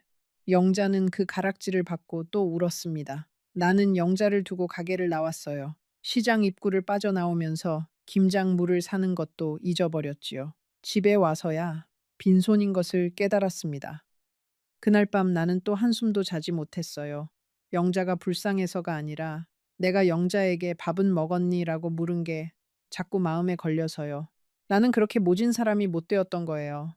그게 좋은 건지 나쁜 건지. 그날 밤 내내 생각했지만 답이 나오지 않았습니다. 그날 이후로 나는 영자를 두어 번 더 찾아갔습니다. 처음엔 그저 얼굴이라도 보려고 갔어요. 두 번째 갔을 때는 김치 한 통을 들고 갔지요. 영자는 처음엔 받지 않으려 했지만 결국 받았습니다. 김치 한 통을 받아든 영자가 어찌나 미안해 하던지 그 모습을 보고 있는 게 더 힘들었어요. 영자는 그 김치 한 통이 자기에게 얼마나 큰 의미인지 모를 거라고 했어요. 40년 친구가 자기에게 김치를 가져다 주는 것, 그게 자기 인생의 마지막 사치라고요. 그 말을 들으며 나는 영자가 영영 나에게 돈을 갚지 못하리라는 걸 그제야 받아들였습니다. 세 번째 갔을 때 영자네 분식집은 문이 닫혀 있었어요. 옆 가게 아주머니에게 물어보니 영자가 며칠 전에 또 다른 곳으로 떠났다고 했습니다. 빚쟁이들이 거기까지 찾아왔다고요. 그 후로 나는 영자를 다시는 보지 못했습니다. 영영 보지 못했어요. 영자가 떠난 그 분식집 앞에서 나는 한참을 서 있었습니다. 셔터가 내려져 있었고 안에는 아무것도 남아있지 않았어요. 40년이라는 우정이, 1년이라는 배신이, 그리고 한 번의 재회가 그렇게 셔터 한 장 뒤로 사라져 버린 거예요. 나는 그날 그 셔터 앞에서 처음으로 영자를 위해 기도했습니다. 어디서든 살아만 있어 달라고. 그게 내가 40년 친구에게 마지막으로 해줄 수 있는 일이었어요. 집으로 돌아오는 길에 나는 처음으로 남편의 영정 사진 앞에 무릎을 꿇었습니다. 여보, 내가 정말 바보였어요. 당신 말을 들었어야 했는데, 그래도 여보, 나는 영자가 미워지지가 않아요. 이게 잘못된 건가요? 영정 사진 속의 남편은 아무 말도 하지 않았어요. 그저 늘 그렇듯 빙긋이 웃고 있을 뿐이었지요. 그 미소를 보면서 나는 남편이 나를 용서한 것 같다는 생각이 들었어요. 정말 그런지는 모르겠지만 그렇게 믿고 싶었습니다. 그 후로 나는 많이 변했어요. 사람을 함부로 믿지 않게 되었지요. 그렇다고 사람을 미워하지도 않게 되었습니다. 그저 거리를 두는 법을 배웠어요. 가까이도 아니고 멀리도 아닌 딱 그만큼의 거리요. 그게 사람과 사람 사이에 필요한 거리라는 걸 나는 64세 처음으로 배웠습니다. 어쩌면 그게 영자가 나에게 마지막으로 남긴 선물일지도 모르겠어요. 가장 비싼 수업료를 치르고 배운 선물이지요. 가족과의 관계도 천천히 회복되었어요. 아들과 며느리는 처음 한두 해는 나와 조금 거리를 두었지만 시간이 약이라는 말이 정말 맞더라고요. 며느리가 먼저 손을 내밀어 주었어요. 둘째 손주가 초등학교에 들어가던 해, 며느리가 손주를 데리고 우리 집에 며칠 머물렀습니다. 어머님, 둘째가 할머니 보고 싶어 해서요. 그 말이 얼마나 고맙던지 나는 부엌에서 한참을 울었습니다. 며느리는 모르는 척 손주랑 놀아주었고요. 우리 며느리는 마음이 깊은 사람이에요. 깊은데 표현을 잘 안 할 뿐이지요. 여러분 중에 혹시 가족과 멀어진 분이 계신가요? 자식과의 사이가 예전 같지 않은 분, 며느리나 사위와 어색해진 분, 형제 자매와 등을 진 분. 잠시 후에 내가 가족과 다시 가까워지기 위해 했던 가장 작은 일 하나를 알려드릴게요. 정말 작은 일이었는데 그게 모든 걸 바꾸어 놓았답니다. 내가 한 가장 작은 일은 사과였어요. 아주 단순한 한마디였습니다. 어느 해 추석, 가족이 다 모였을 때 나는 며느리에게 처음으로 사과를 했어요. 얘야, 내가 그때 너에게 정말 미안했다. 너 마음 많이 상하게 했지. 내가 어른인데 더 신중했어야 했는데 정말 미안하다. 며느리는 그 말을 듣고 한참을 가만히 있었어요. 그러다가 내 손을 잡았습니다. 어머님, 다 지난 일이에요. 그 한마디에 10년 동안 우리 사이에 쌓여있던 벽 하나가 무너졌어요. 사과는 사람이 죽기 전에 꼭 해야 하는 가장 어려운 말이라는 걸 나는 그날 깨달았습니다. 아들에게도 사과했어요. 늦었지만요. 네 아버지 말을 들었어야 했는데. 아들아, 미안하다. 네가 받았어야 할 유산을 내가 다 날려버려서 미안해. 아들은 그 말을 듣고 울었어요. 우리 아들은 어려서부터 울지 않는 아이였는데 그날 처음으로 내 앞에서 엉엉 울었습니다. 어머니, 그건 어머니가 사과하실 일이 아니에요. 그건 그 사람이 사과해야 하는 거예요. 아들의 그 말이 또 얼마나 따뜻하던지 나는 아들이 정말 다 컸구나. 내 아들이 정말 어른이 되었구나. 그렇게 느꼈습니다. 이제 나는 여든이 되었습니다. 영자를 본지 18년이 흘렀어요. 영자가 어디에 있는지, 살아있는지 가끔 궁금합니다. 가끔은 시장 근처를 지날 때마다 두리번거리기도 해요. 혹시 그 분식집 앞을 다시 지나가게 되면 거기 영자가 서 있지는 않을까 싶어서요. 하지만 영자는 어디에도 없습니다. 영자가 빌려간 그 8천만 원도 끝내 한 푼도 돌아오지 않았어요. 그건 영영 돌아오지 않을 거예요. 나는 그걸 받아들였습니다. 가끔, 정말 가끔 나는 그 일을 후회하지 않는다는 생각이 들어요. 이상한 일이지요. 평생 모은 돈을 잃었는데, 40년 친구를 잃었는데, 가족과의 사이까지 멀어졌었는데, 그 일을 통해 내가 배운 것들이 너무 컸기 때문이에요. 사람을 사랑하는 법, 사람과 거리를 두는 법, 사과하는 법, 용서하는 법, 그리고 미워하지 않는 법. 그 일이 없었다면 나는 그것들을 영영 배우지 못했을 거예요. 너무 비싼 수업료였지만 그래도 그건 내 인생의 진짜 수업이었습니다. 여러분께도 분명 인생에서 잃은 것들이 있을 거예요. 돈일 수도 있고, 사람일 수도 있고, 시간일 수도 있겠지요. 그런데 잃은 것에만 매달려 살면 남은 인생도 잃게 됩니다. 잃은 것 속에서 무엇을 배웠는지 그걸 찾아야 해요. 영자가 나에게서 가져간 건 돈이지만 나에게 남긴 건 그것보다 훨씬 큰 거였어요. 나는 그렇게 믿어요. 그렇게 믿어야 내가 살아갈 수 있거든요. 남편이 떠나기 전에 한 말을 나는 가끔 떠올립니다. 여보, 사람은 다 같은 사람이 아니야. 가까운 사람이라고 다 같은 사람이 아니야. 그걸 알아야 해. 그때는 그 말이 야박하게 들렸어요. 사람을 그렇게 의심하면서 어떻게 사느냐고 나는 따졌지요. 지금은 알아요. 의심하면서 살라는 말이 아니었다는 걸. 사람을 사랑하되 분별하면서 사랑하라는 말이었던 거예요. 사랑과 분별은 다른 게 아니라는 걸 남편은 그때 이미 알고 있었던 거지요. 여러분, 이 이야기를 들으면서 어떤 생각이 드셨나요? 혹시 여러분 곁에도 영자 같은 사람이 있지는 않은가요? 아니면 여러분이 누군가에게 영자 같은 사람은 아닌가요?